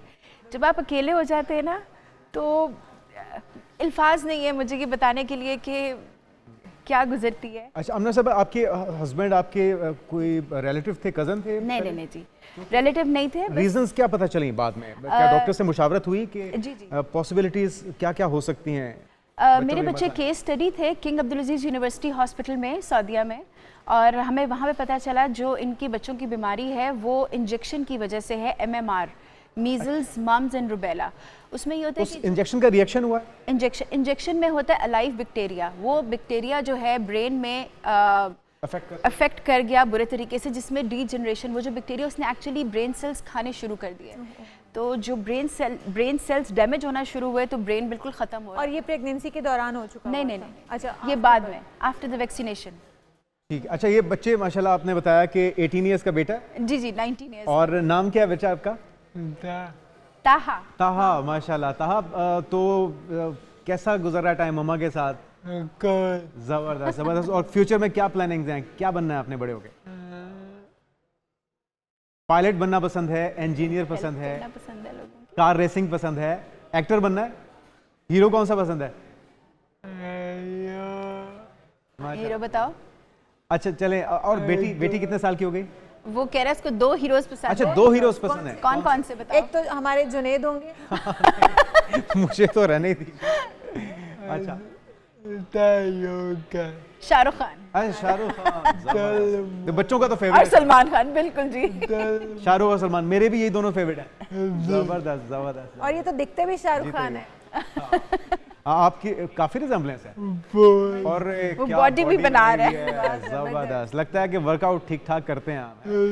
नाम क्या बताया आपने बेटे? ताहा। जबरदस्त, बहुत अच्छी बॉडी बनाई है। इसी तरह से वर्कआउट करते रहना आपने। और बेटी का नाम क्या है? महनूर। आपने क्या बनना है बड़े होके? क्या बनना है? क्या करोगी बड़े होके बताओ? डॉक्टर बनना है? क्यों सबको डॉक्टर बनाने पे तुले में? चलें, हमारी ढेरों दुआएं, अल्लाह ताला आपको कामयाब करे। अच्छा आमना साहब, जो आप बता रही हैं इंस्टीट्यूट भी आपने बनाया है बच्चों के लिए, बहुत बड़ा काम है। बहुत गवर्नमेंट लेवल पे सपोर्ट कैसी मिल रही है? कितने बच्चे अभी अंडर ट्रेनिंग है आपके इंस्टीट्यूट? ये जी गवर्नमेंट लेवल पे हमें उन्होंने बिल्डिंग दे दी है, आउटसोर्स कर दी है, और हम बिल्स वगैरह यूटिलिटी बिल्स नहीं देते। ये टाउनशिप में जी। अच्छा, टाउनशिप सोशल वेलफेयर कॉम्प्लेक्स में है, नशेमन के नाम से। वहाँ हमारा प्रोजेक्ट है मस्कन का और चमन का। और ये सब्सिडाइज है? जी, free of cost. Free of cost हम लोग जी बच्चों को फ्री ऑफ कॉस्ट कराते हैं। सैलरीज वगैरह हम देते हैं वहाँ पे, टीचर्स की रॉ मटेरियल हम लोग की ऑर्गेनाइजेशन प्रोवाइड करती है। माशाल्लाह जी तकरीबन 150 के करीब बच्चे हैं जो आफ्टर एवरी 6 मंथ्स वहाँ से पढ़ के निकलते हैं। और हम अपने बच्चों को ना सिर्फ वोकेशनल ट्रेनिंग कराते हैं, 15 कोर्सेज इस वक्त हम करा रहे हैं। जो डेफ बच्चे हैं, ब्लाइंड बच्चे, व्हीलचेयर यूजर्स हैं, हम उनको इंटर्नशिप के लिए भी आगे पुश करते हैं, और फिर उनको जॉब प्लेसमेंट भी। चैरिटी ऑर्गेनाइजेशन है, फंड्स वगैरह कहाँ से? जी, फैमिली और फ्रेंड्स वगैरह जो दे देते हैं। अच्छा, इन बच्चों को ये बताइएगा कि बोलना किस तरह से सिखाते हैं, किस तरह से समझाते हैं कि उन्होंने अपनी चीज़ें थेरेपीज करवाई जाती है? जी बिल्कुल से बतानी है, क्या उन्हें चाहिए, क्या वो फील कर रहे हैं? असल में जी जितने छोटी एज में बच्चे जो हैं उनको थेरेपीज़ में डाल दिया जाता है तो उतना जल्दी अपने आप को पेरेंट्स भी उनके साथ इंटरेक्ट कर सकते हैं और बच्चे भी जल्दी करते हैं। अगर बच्चों की जल्दी थेरेपीज़ नहीं होती तो उनमें ना डिप्रेशन भी आ जाता है और एग्रेशन बहुत ज़्यादा आ जाता है, क्योंकि जब वो अपनी बात नहीं समझा पाते तो वो एग्रेसिवली बिहेवियर शुरू कर देते हैं। अच्छा, ऐसे बच्चों के बारे में ये भी कहा जाता है कि इनका मतलब ये बहुत बासलाहियत बच्चे होते हैं, अगर किसी शोबे में ये जाते हैं तो वहाँ पर अपने आप को मनवाते हैं। ऐसे भी काबिल बच्चे आपके सामने आए अब तक? बेशुमार हमारे पास माशाल्लाह सक्सेस स्टोरीज़ हैं। हमारे पास ऑटिस्टिक ऐसे बच्चे हैं जो इस वक्त माशाल्लाह गिटार बजाते हैं, लैपटॉप पे पूरा काम कर रहे हैं, स्पोर्ट्स में बहुत अच्छे हैं। तो बच्चे मेरे सामने कुछ एग्जांपल्स हैं अपने कुलीग्स के भी, कुछ उनके बच्चे भी ऑटिज़म के शिकार थे, और जिस तरह से आपने कहा फादर की तरफ से निगलेक्ट होते आए हैं तो उनका भी यही था। ऑब्वियसली माँ इसमें कसूरवार नहीं है, माँ का कहीं पर माँ नहीं चाहती है कि उसके बच्चे इस तरह से पैदा हों या वो पूरी ज़िंदगी सफ़र करें। और माँ बाप को तो ये भी, माँ को बड़ी टेंशन रहती है कि अगर मुझे कुछ हो जाएगा तो मेरे इन बच्चों का सहारा कौन बनेगा। बिल्कुल ऐसे ही है जी। और मैं हमेशा एक बात करती हूँ पेरेंट्स को जो मेरे पास आते हैं या जब भी बात होती है, मैं कहती हूँ अगर आपको यकीन है ना कि हमारा अल्लाह गलती नहीं कर सकता, तो इस बात को जहन से निकाल दें कि ये बच्चे किसी गलती की सज़ा हो सकते हैं आपके पास। क्योंकि हमारे पास जो मदर्स आती हैं, हमारा मदर सपोर्ट ग्रुप भी है, हम उनकी जब साइकोथेरेपी कर रहे होते हैं तो उनको भी यही होता है, पता नहीं जी हमने ऐसा क्या किया है, ज़री बात एक्सेप्टेंस नहीं होती लोगों की। तो ये कि हमारा ना ओवरऑल माइंडसेट चेंज करने की बहुत ज़्यादा ज़रूरत है। सोसाइटी, हमारे इन लॉज जो हैं वो इसमें बड़ा किरदार अदा करते हैं अपना, कि आपको एक डिप्रेशन का शिकार कर देते हैं। आपको आप कहीं ना कहीं इस चीज़ में, इस फेज़ में चले जाते हैं कि वाकई अपने कोई गुनाह सरजद हुआ है, कोई ऐसी गलती सरजद हुई है। अब ये जो ट्रेनिंग है, जो ट्रेनर्स होते हैं ख़ास तौर पे आपके इंस्टीट्यूट में भी यकीनी तौर पे होंगे, वो नॉर्मल टीचर्स तो नहीं हो सकते, इन बच्चों के लिए ट्रेनर्स की भी ख़ास तौर पे ज़रूरत है कि उन टीचर्स की भी कुछ ट्रेनिंग होती है? बिल्कुल जी, हमारे सर्टिफाइड ट्रेनर्स होते हैं हर एक को डील करने के लिए। जैसे जो डेफ बच्चे हैं, हमारे जो टीचर्स हैं उनको साइन लैंग्वेज आना बहुत ज़रूरी है, क्योंकि वो तो सुन बोल ही नहीं सकते, तो हम हाथों के इशारों से उनको सब कुछ कराते हैं। जो ब्लाइंड बच्चे हैं वो देख नहीं सकते, हमारे ब्लाइंड बच्चे टेलीफोन एक्सचेंज और जब कंप्यूटर्स पे बैठते हैं तो एक एप्लीकेशन है जॉज की एप्लीकेशन, उसमें रीडर होता है। जब लैपटॉप पे कंप्यूटर पे कुछ लिखा आता है सिस्टम पे तो वो बोलते हैं और हमारे ब्लाइंड बच्चे उसको सुन सकते हैं। हमारे जो ऑटिस्टिक बच्चे हैं उनके लिए प्रॉपर बिहेवियरल थेरेपिस्ट हैं जो उनको ट्रीट करते हैं, क्योंकि हर बच्चा डिफरेंट बिहेव कर रहा होता है डिफरेंट लोगों के साथ। अच्छा, लास्टली आमिना साहब, क्या कोई इस मर्ज का इलाज अभी तक दुनिया में जो रिसर्च चल रही है, कोई इलाज ढूंढा जा सकता? असल में ऐसी चीज़ों के ऐसे उनके इलाज नहीं होते। ये कि जितनी ज़्यादा आप थेरेपीज़ और जितना अच्छा बच्चे को प्लेटफॉर्म मुहैया कर देते हैं उतना अच्छे बच्चा परफॉर्म करना शुरू कर देते हैं। हमारा बाहर की दुनिया में इसलिए बच्चे ज़्यादा आगे निकल रहे हैं क्योंकि उनका प्लेटफॉर्म बहुत अच्छा, उनको और उनकी एक्सेप्टेंस, उनको प्यार से एक्सेप्ट किया जाता है। आप एक बच्चे को हर वक्त नफरत की निगाह से देखेंगे, उसका वैसे कॉन्फिडेंस लेवल सेट रहता है, वो ऑलरेडी किसी बच्चे से कम है, तो उसको आप और पीछे कर देते हैं, उसके पेरेंट्स को, उस बच्चे को। बिल्कुल, तो इनको स्पेशल तरीके से ही ट्रीट करना चाहिए। बहुत अच्छा काम कर रही हैं आप, और जिस तरह से आपने ढेरों दुआएं बच्चों के लिए भी, और आपकी एफर्ट्स में एक बार फिर से के लिए आपकी एफर्ट्स को भी सलाम है, और आपने जिस तरह से हौसले से अपने बच्चों को पाला है इसको भी हम सैल्यूट करते हैं। बहुत शुक्रिया। और वेल डन बच्चों, इसी तरह से हंसते मुस्कुराते रहो और कामयाब रहो। जीते रहिए। और माशरे को भी अपने रवैयों में बेहतरी की ज़रूरत है, और एक बेहतर माशरे की तश्कील में आप भी किरदार अदा कर सकते हैं अगर ऐसे बच्चों को, ऐसी फैमिलीज़ को और ऐसी माओ को आप सपोर्ट करेंगे। बिल्कुल जी, और बहुत सपोर्ट की ज़रूरत है इन बच्चों को और उन माओं को जो इससे सफ़र कर रही हैं, ऐसे दौर से गुजर रही हैं। हम यहाँ पर एक शॉर्ट ब्रेक लेंगे, आप मत जाइएगा, दीगर इश्यूज़ पे बात करेंगे डिज़ाइंस पर, कौन से इन हैं और क्या आजकल आपको पहनना चाहिए, तो हमारे साथ रहिएगा। वेलकम बैक नाज़रीन, और अब कुछ बात हो जाए बेसुरों के बेताज बादशाह की। जी हाँ, जिक्र हो रहा है चाहत फ़तेह अली खान का। बहुत सी फरमाइशें आ रही थी कि जी उनको स्टूडियो में बुलाएं, हमारा स्टूडियो, हमने कहा कि जी ताब नहीं ला सकेगा उनके सुरों की, कहीं टूट फूट का शिकार ना हो जाए। तो एक क्लिप बड़ा वायरल हुआ है, और वो क्लिप है रहीम शाह के साथ, वो भी सिंगर हैं मायनाज, और उनका गाना आपने सुना ही होगा, पहले तो कभी कभी गम था। तो किस तरह से कह के बिखेरे गए हैं, जरा आप वीडियो देखिए, फिर इस पर जरा बात होती है। अच्छा, ख्वाहिश आपकी पूरी हो गई अब? नहीं, मेरी ख्वाहिश पूरी नहीं हुई। जिस तरह से कह रहे थे ना कि रहीम शाह इस पर कहका लगा रहे हैं, वो कहका नहीं लगा रहे, वो बेचारे अफसोस में थे। मतलब वो गम में डूबे हुए थे, उनसे हजम नहीं हो पा रहे थे, इतने गहरे सुरताल, मतलब कि इतनी। एक चीज मानूंगी, बहुत अच्छी बजाते हैं, ताली तो बहुत अच्छी बजाते। इनको क्या सूझी गाने की, आज तक हम जान नहीं पाए। कभी मौका मिला तो इनको स्टूडियो में बुलाएंगे जरूर, और इनसे पूछेंगे कि भाई हमें आखिर किस चीज की सजा मिल रही है, कौन से जन्म में। और अगर लाइव कॉन्सर्ट उनका हुआ तो जुनेद जो सबसे पहले। नहीं, मैं ऐसे गुस्ताखी नहीं कर सकता। खैर, आपने देखा होगा, एंजॉय किया होगा, और एंटरटेनर अच्छे हैं, गाना अच्छा गाते हैं नहीं गाते, लेकिन हंसाते बहुत अच्छा है। बिल्कुल जी। तो अब कुछ बात हो जाए फैशन की दुनिया की। बिल्कुल जी, फैशन की दुनिया की बात करना इसलिए भी ज़रूरी है क्योंकि ये ख़वातीन की दुखती भी रग है, और हर औरत खूबसूरत लगना चाहती है, सॉरी औरत नहीं, हर लड़की खूबसूरत दिखना चाहती है, दिलकश दिखना चाहती है, और जो हमारा लिबास होता है वो हमारी शख्सियत का आईनादार होता है। हम जब कुछ पहनते हैं मौके की मुनासबत से, मौसम की मुनासबत से, तो हम खिल उठते हैं। नो डाउट खूबसूरती जो है वो किसी चीज़ की मोहताज नहीं होती, लेकिन उस खूबसूरती में चार चांद लगाता है हमारा पहनावा। बिल्कुल बिल्कुल, और पहनावा बहुत ज़रूरी है। पहनावे को किस तरह से बेहतर किया जा सकता है, क्योंकि इस वक्त मौसम भी बदल रहा है, और कुछ शादियों का सीज़न भी आने वाला है। तो क्या ट्रेंड्स चल रहे हैं, क्या होने चाहिए, और इस बार क्या नया होगा पिछले सालों के मुकाबले में। सायरा रिजवान साहब हमारे साथ मौजूद हैं। सायरा साहब आपको वेलकम कहेंगे, फैशन डिज़ाइनर हैं। सायरा साहब, क्या ट्रेंड्स इस वक्त इन हैं, क्या मशवरा आपका ख़वातीन के लिए? Thank you for having me. आपको पता है जैसे आपने भी बताया कि बदलता मौसम है, तो इसके साथ आपने देखा है कि ट्रांजिशन थोड़ा सा दिन में कुछ और मौसम है, रात को थोड़ी खुनकी हो गई है बिकॉज़ जैसा मौसम हुआ है बारिशों की वजह से। तो हमारे पास लातादाद फैब्रिक होते हैं पाकिस्तान में माशाल्लाह हम लोगों की, क्योंकि टेक्सटाइल इंडस्ट्री है, so we are self sufficient in that. तो उसमें कॉटन भी है हमारे पास, सिल्क्स बहुत अच्छा फैब्रिक है जो सस्टेन करता है। लेकिन इसके अलावा दिन में आपको अभी भी गर्मी वाले कपड़े भी पहन रहे हैं, लॉन भी चल रहा है, इसके अलावा कॉर्ड सेट्स है। ये तो नहीं हो सकता कि दिन के लिए अलग जोड़ा हो, रात के लिए अलग जोड़ा हो, तो कोई बजट में रहते हुए वो जोड़ा बताएं जो दिन और रात दोनों को मैनेज कर सके ना, गर्मी और सर्दी। हाँ नहीं एग्जैक्टली ये है, लेकिन क्योंकि मोस्टली आप देखें दिन में वर्किंग लेडीज़ के वर्क का प्लेस होता है, उसमें एसीज भी लगे होते हैं, तो हम तो डिज़ाइन ही ऐसे कपड़े करते हैं जो दिन से रात तक कैरी कर सकें लोग, उनको सिर्फ थोड़ी सी एक्सेसरीज करें और दे कैन यूटिलाइज दैट। तो हमारे पास जो फैब्रिक्स हैं they can go for day night, day to night, and silks हैं इसमें। We have a lot of jamawars अगर आपने फॉर्मल वेयर में भी जाना है। उसके अलावा जो आजकल वेस्टर्न वेयर का ट्रेंड है, तो वो भी जो है ना you can carry it out from the day to night. ठीक है, आपने एक फैब्रिक पहना भी हुआ है जी, this is pleated silk also. हाँ जी, प्लेटेड है और इसके अंदर कुछ क्रशिंग हुई भी है जी। ये फैब्रिक किस वेदर के लिए आजकल का? This is the appropriate weather, क्योंकि बहुत गर्मी में ये नहीं पहन सकते। मॉनसून में और प्री विंटर्स ऑटम के लिए ये फैब्रिक होता है। इसके साथ कॉटन है, कैमरिक है, रॉ सिल्क है, ये हमारे फैब्रिक्स हैं जो यहीं पे बनते हैं जी। इंस्पायरेशन कहाँ से लेते हैं सारा? इंस्पायरेशन कहाँ से लेते हैं बदलते मौसम में जो नए ट्रेंड्स मुतारिफ कराने होते हैं, पिछले साल से नया हो, और जो आपके कस्टमर्स हैं जो आपके ड्रेसेस पहनते हैं उनको मुतमईन करने के लिए आइडियाज़ कहाँ से लेते हैं? Actually inspiration of colours is basically from the nature, और जिस तरह का मौसम आ रहा होता है we have to foresee whatever the season is, तो फोरसी करते हैं हम क्या ट्रेंड चलेगा।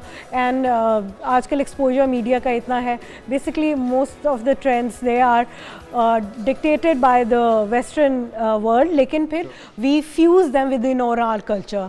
हम अपने कल्चर के अंदर रहते हुए उन्हें मॉडेस्ट भी बनाते हैं सो दैट द वेरेबिलिटी उनकी ज़्यादा हो, क्योंकि हाँ डिज़ाइनर्स ने एक कलर फिक्स कर लिया होता है किसी भी सीज़न के लिए, किसी भी वेदर के हिसाब से। हाँ। तो वो जो एक कलर होता है, स्पेसिफिक कलर होता है, लाइक ग्रीन है तो ग्रीन चल रहा होता है, बहुत ज़्यादा ग्रीन ट्रेंड में जा रहा होता है, येलो है तो येलो ट्रेंड में जा रहा होता है, मस्टर्ड कभी ट्रेंड में जा रहा होता है। तो ये जो कलर है, यही जुनेद जानना चाह रहे हैं कि ये कहाँ से आप लोगों को पता चलता है कि बच्चे ठीक है इस सीजन का ये कलर हो। और आप क्या फोरकास्ट करेंगी इस विंटर्स में क्या इन होने जा रहा है, कौन सा कलर?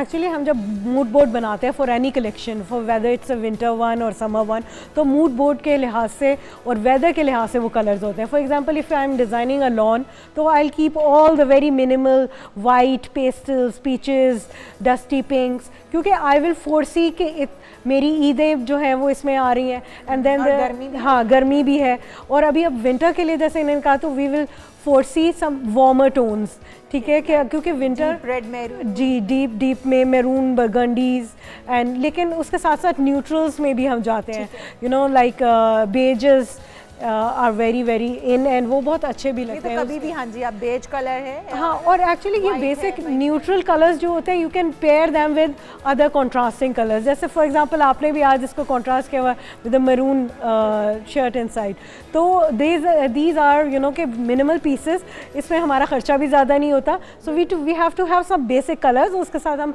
Mix and match. क्योंकि हमारे तमाम सूबों की बात करें तो कल्चर में थोड़ा थोड़ा फर्क है, पहनावों में भी थोड़ा थोड़ा फर्क है, चैलेंजिंग होता है, मुश्किल होता है ये सबके लिए, फिर अलग अलग ड्रेसेस या नहीं ऑफ कोर्स चैलेंजिंग होता है जी। लाहौर, इस्लामाबाद या बिग सिटीज़ के लिए, में, बलूचिस्तान में, हाँ सिंध में जी, यहाँ पर बिगर सिटीज़ में there is another trend, there are more working ladies, there are more acceptability of the western attire also, लेकिन हम we design for everyone. For example, when I have outlets, so there's variety. You can choose one piece which you can mix and match. We have 3 pieces also, or then we have variety of sizes from small to large. So we try to give them variety so that you can pick according to your choice, according to weather. लेकिन हम लोगों को सब present करना होता है। अच्छा, हम कट्स के ऊपर आ जाते हैं कि अभी जो वेदर चल रहा है इसके हिसाब से हमें कौन से कट्स जो हैं वो सूटेबल रहेंगे। लॉन्ग ड्रेसेस में जाएंगे या short dresses like short shirt, trousers, capris, या फिर लॉन्ग फ्रॉक्स या इस तरह की जो चीज़ें चल रही होती हैं, तो आप क्या सजेशन देंगे आजकल बच्चों को, क्या पहनना चाहिए, कौन सा ज़्यादा अच्छा लगता है? जी, एक्चुअली कंटेम्प्रेरी वर्ल्ड में अभी तो कट्स मोस्टली सभी इन है, लेकिन we change it according to the occasion. देखते हैं ना कि समटाइम मेरी मदर के टाइम को अगर मैं देखूँ ना तो बहुत लॉन्ग शर्ट्स चलती थी और बहुत लॉन्ग शर्ट्स अभी भी चल रही है, लेकिन they are for occasions, like अपने डिनर्स गए हैं, वेडिंग्स हैं या इस तरह के, तो लॉन्ग में जिसमें आप Regal and you can carry them out. लेकिन फॉर वर्क लोग जो है दे प्रेफर कि हमारा स्मार्ट वेयर हो एंड यू नो बहुत ज़्यादा फ्लेयर ना हो, जो आपको कहीं भी यू नो हिचेस ना हो कहीं भी चलते में। तो we are having variety of, जैसे अभी ईद पे आपने देखा शलवार भी बड़े बड़े पांचों वाली शलवार बैग थी और छोटी सी कमीज़, जैसे 60s का फैशन था। बिल्कुल एग्जैक्टली। तो इस ईद में हमने we experience this one and we try to you know brought it. अच्छा, हमने ट्रेंड्स देखे हैं कि बार बार रिपीट होते हैं, एक साल ये चला है, 2 साल के बाद वही ट्रेंड जो है वो वापस आ रहा होगा। शर्ट्स लॉन्ग थी तो उनको शॉर्ट किया जा रहा होगा, शॉर्ट्स थी तो उनको लॉन्ग किया जा रहा होगा। ये ट्रेंड्स जो हैं ये वही घूम फिर के वापस आ रहे हैं, कुछ नया कब आएगा? नहीं, नया भी ऑफ कोर्स उसमें आता है, फ्यूजन करते रहते हैं हम साथ ही, लेकिन ये है कि रिकर होता है क्योंकि you know variety is the spice of life. तो अगर आपने 1-2 साल कोई ट्रेंड चलाया है, उसके बाद you need to see change in yourself, you need to see change in people. अच्छा नेक, वैसे ट्रेंड हम ज़्यादातर फैशन शोज़ में ही देखते हैं जिसमें अजीबो-गरीब कट्स होते हैं, सर पे कुछ उन्होंने एक्चुअली पूरा बुके लगाया हुआ होता है और वो वैसे तो पहनने के काबिल नहीं। Exactly, that's portraying only the glamour and the creative. हाँ, मुझे तो बहुत कि वो नॉर्मल, मैं तो चाहता हूँ ऐसी खवातीन वैसे भी दिखें। खवातीन नहीं, वैसे वो लड़कों के लिए भी है, आपने देखे होंगे। अच्छा, वो मेरा देखने का इत्तेफाक। नहीं, एक्चुअली वही मैं बता रही थी कि वो जो हम लोग होते हैं you know we design creative और हमारा असाइनमेंट अलग होता है, बट वेरिएबिलिटी के लिहाज से we have to design different collections, और पॉपुलर भी मासेस में वही होती हैं जो आप वेयर कर सकें, which you can carry out from day to night. सारा आपका बहुत शुक्रिया, और नए ट्रेंड्स जो हैं इसी तरह से आप लाते रहें और हमारे नाज़रीन जो हैं उन तक हम ये मालूमात पहुंचाते रहेंगे। और ये थी फैशन की तमाम मालूमात जिसको आप काफ़ी दिन से चाह रही थी कि इस पे बात चाह रही थी कि वार्डरोब यहाँ पर आती है और हम ड्रेसेस दिखाते भी। चलें अगली बार नेक्स्ट शो में हम आपको मतलब हम जब भी डिज़ाइनर को बुलाएंगे तो हम डेफिनेटली उनकी वार्डरोब भी आपको दिखाएंगे, साथ ही क्या कलर्स इन हैं और क्या डिज़ाइन इन हैं। और अभी आगे एक दिलचस्प खबर जिस पे हम पहले भी बात कर रहे थे कि हमारे जो चोर हैं उनकी तरजीहात कुछ और होती हैं। इटली में पढ़ा लिखा चोर था नाजरीन, और ये शख्स घर में चोरी करने की नीयत से दाखिल हुआ, लेकिन उसकी नज़र पड़ गई है किताब के ऊपर, और जब उसने किताब देखा कि हिस्ट्री से मुतल्लिक है रोम की, तो उसमें इतना महव हो गया कि इतनी देर में घर का मालिक जाकर आ गया और वो रंगे हाथों पकड़ा गया। बिल्कुल जी, वो इतना मगन होकर पढ़ रहा था कि मालिक आया भी और वो किताब में मगन रहा। और फिर उसके बाद क्या हुआ वो भी आपको बताते हैं कि जब चोर पकड़ा गया और जो किताब का मुसन्निफ था उसको पता चला कि भाई चोर जो वो मेरी किताब पढ़ रहा था और वो पूरी नहीं कर पाया, तो मुसन्निफ ने ये ख्वाहिश का इजहार किया है कि मैं किताब जो है चोर को बतौर गिफ्ट करना चाहता हूँ ताकि वो इसको पढ़ सके, मुकम्मल कर ले किताब जो अधूरी रह गई थी पकड़े जाने की वजह से। तो ये एक बड़ी दिलचस्प एजुकेटेड सोसाइटी, पढ़ी लिखी सोसाइटी, चोर भी पढ़े लिखे हैं हमारे यहाँ, चोर भी, हमारे तो मसले ही और हैं, हमारे मसाइल और हैं। हम यहाँ पर एक शॉर्ट ब्रेक लेते हैं और फिर ब्रेक से वापस आएंगे। आप कहीं मत जाएगा, स्टे विद अस। एक बार फिर से आपको प्रोग्राम में खुशामदीद कहेंगे। नाज़रीन, कुरान करीम से मोहब्बत हमारे ईमान का हिस्सा है। कुरान क़यामत तक के लिए तमाम मखलूक़ात के लिए राय हिदायत है। मुसलमान कुरान पाक से मोहब्बत का इजहार अपने अपने अंदाज में करते हैं, और आज हम आपको एक ऐसी पाकिस्तानी खातून से मिलवाएंगे जिन्होंने इस रोशन हिदायत से अपनी वालिहाना मोहब्बत और अकीदत का इजहार कुछ ऐसे किया है कि वो रहती दुनिया तक मतलब कभी भी उनका नाम जिंदा रहेगा, उनका नाम जिंदा रहेगा, उन्हें याद किया जाएगा, और इसी तरह से उनकी मोहब्बत जो है वो आपको दिखा भी रहे हैं। बिल्कुल, और एजाज़ उन्हें अल्लाह ताला ने ये दिया है, सादत अल्लाह ताला ने उनको ये बख्शी है कि सऊदी अरब में मुकीम ये पाकिस्तानी खातून है अमारा अफशीन, और 23 किलोग्राम वज़नी कुरानी नुस्खा अपने हाथों से कलम किया है, और साथ में आब ज़मज़म का इस्तेमाल भी किया। इस वक्त हमारे साथ रावलपिंडी में पाकिस्तान में ही मौजूद हैं। सबसे पहले आपको बहुत बहुत मुबारक हो हमारा कि अल्लाह ताला ने आपको ये सादत बख्शी है कि आपने कुरान पाक ना सिर्फ लिखा है बल्कि सोने चांदी से लिखा है, आब ज़मज़म से लिखा है, मक्का में लिखा है, मदीना में लिखा है, ताइफ में लिखा है। कैसे ख्याल कैसे आया, और क्या आपकी ख्वाहिश थी जो अल्लाह ताला ने ये पूरी की? सबसे पहले तो आप सबका बहुत शुक्रिया कि आपने मुझे अपने प्रोग्राम में जो है वो इनवाइट किया। सिर्फ एक चीज़ की इस्लाह करना चाहूँगी। मैं पाकिस्तान में ही रहती हूँ, लेकिन जो कुरान पाक मैंने मुकम्मल किया वो मैंने हरम शरीफ में जाकर जो है वो उसको लिखने की अल्लाह ताला ने मुझे सआदत बख्शी है। और दूसरी बात यह है कि मैं अल्लाह ताला का जितना भी शुक्र अदा करूं वो कम है कि जिसने मुझे अल्हम्दुलिल्लाह अपने आज से 3 मरतबा कुरान पाक लिखने की सआदत दी। और ये जो तीसरा कुरान पाक है जो मुझे अल्लाह ताला ने तकरीबन 4 से 5 मरतबा जो है वो मैं उम्रा करने गई हूँ और मुझे वहाँ पर हर महीने मुकद्दसा में जो है वो कुरान पाक लिखने की सआदत बख्शी। माशाल्लाह माशाल्लाह। हमारा हम सब ही कुरान पाक से बहुत मोहब्बत करते हैं और अल्लाह ताला से मोहब्बत, कुरान से मोहब्बत, हज़रत मोहम्मद सल्लल्लाहु अलैहि वसल्लम से मोहब्बत, ये हम सब के खून में रची बसी हुई है। आपको ये ख्याल कैसे आया कि मुझे कुरान पाक को हाथों से लिखना चाहिए, सोने से लिखना चाहिए, आब ज़मज़म का इस्तेमाल करते हुए लिखना चाहिए? बचपन से ही कैलीग्राफी करती थी, लेकिन कभी इसको सीरियसली नहीं लिया था। स्टडी से फारिग होने के बाद मैंने घर वालों से बात की, खालीपन सा दिल में महसूस होता था कि कुछ कमी है, कुछ ऐसा है जो मैं कर कुछ रही हूँ और करना मुझे कुछ और है। तो फिर घर वालों से बात की कि मैं कुरान पाक लिखना चाहती हूँ। कहते हैं ना कि अल्लाह ताला ने जब आपसे कोई काम लेना होता है ना, तो आपके दिल की कैफियत भी वैसी बना देते हैं। तो अल्लाह का शुक्र है, मैं अल्लाह ताला का जितना शुक्र अदा करूं कि अल्लाह ताला ने मुझे कुरान पाक लिखने की सआदत बख्शी। और जो तीसरा कुरान पाक है, बस हर इंसान की ख्वाहिश होती है कि वो जो भी अल्लाह की रजा के लिए काम करे ना, वो बेहतर से बेहतर जितना हो सकता है तो वो करे। तो मुझे बस यही था कि मेरे पास जितनी इस्तिताअत अल्लाह ताला ने मुझे दी, क्यों ना मैं हमारा इसको ये माशाल्लाह आपने 23 किलोग्राम इसमें इस्तेमाल हुआ है सोना और चांदी। तो ये वसाइल सारे कहाँ से आए और क्या सऊदी गवर्नमेंट ने भी सपोर्ट किया पूरी तरह आपको इस मौके पे? नहीं, एक कुरान पाक का वजन जो है वो 23 किलो है। अच्छा, इसमें सोने का इस्तेमाल किया, ठीक है। और इसमें सोने का भी है, चांदी का। इसमें इसके पहले पेज पर जो है वो मोहर नबूवत जो है वो बनाई गई है। तो आप सल्लल्लाहु अलैहि वसल्लम की जो मोहर की अंगूठी थी वो चांदी की थी।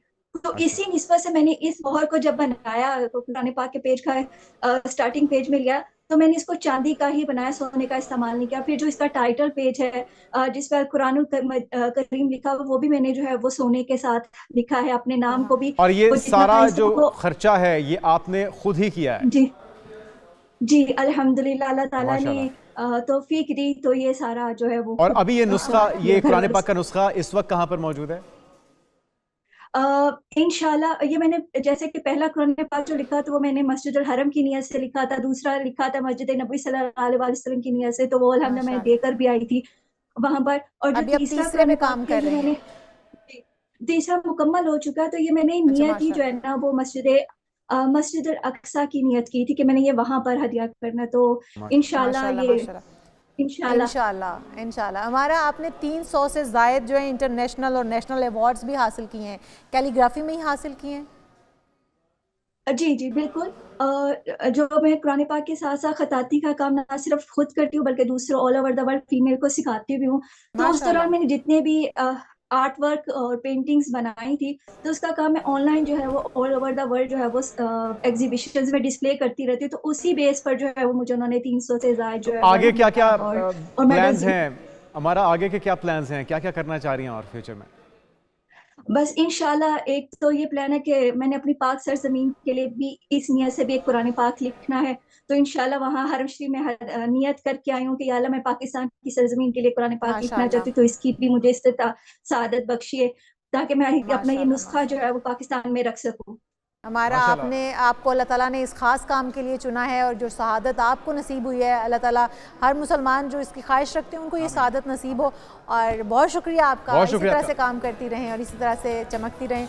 हमारे प्रोग्राम का जी वक्त ख़त्म हो गया है। बहुत सारे अहम जो प्रोग्राम के इश्यूज़ हैं वो हम लेकर आएंगे आपके लिए मंडे को। आपसे मुलाकात होगी मंडे को, अपना बहुत ख्याल रखिएगा। तब तक के लिए अल्लाह हाफ़िज़।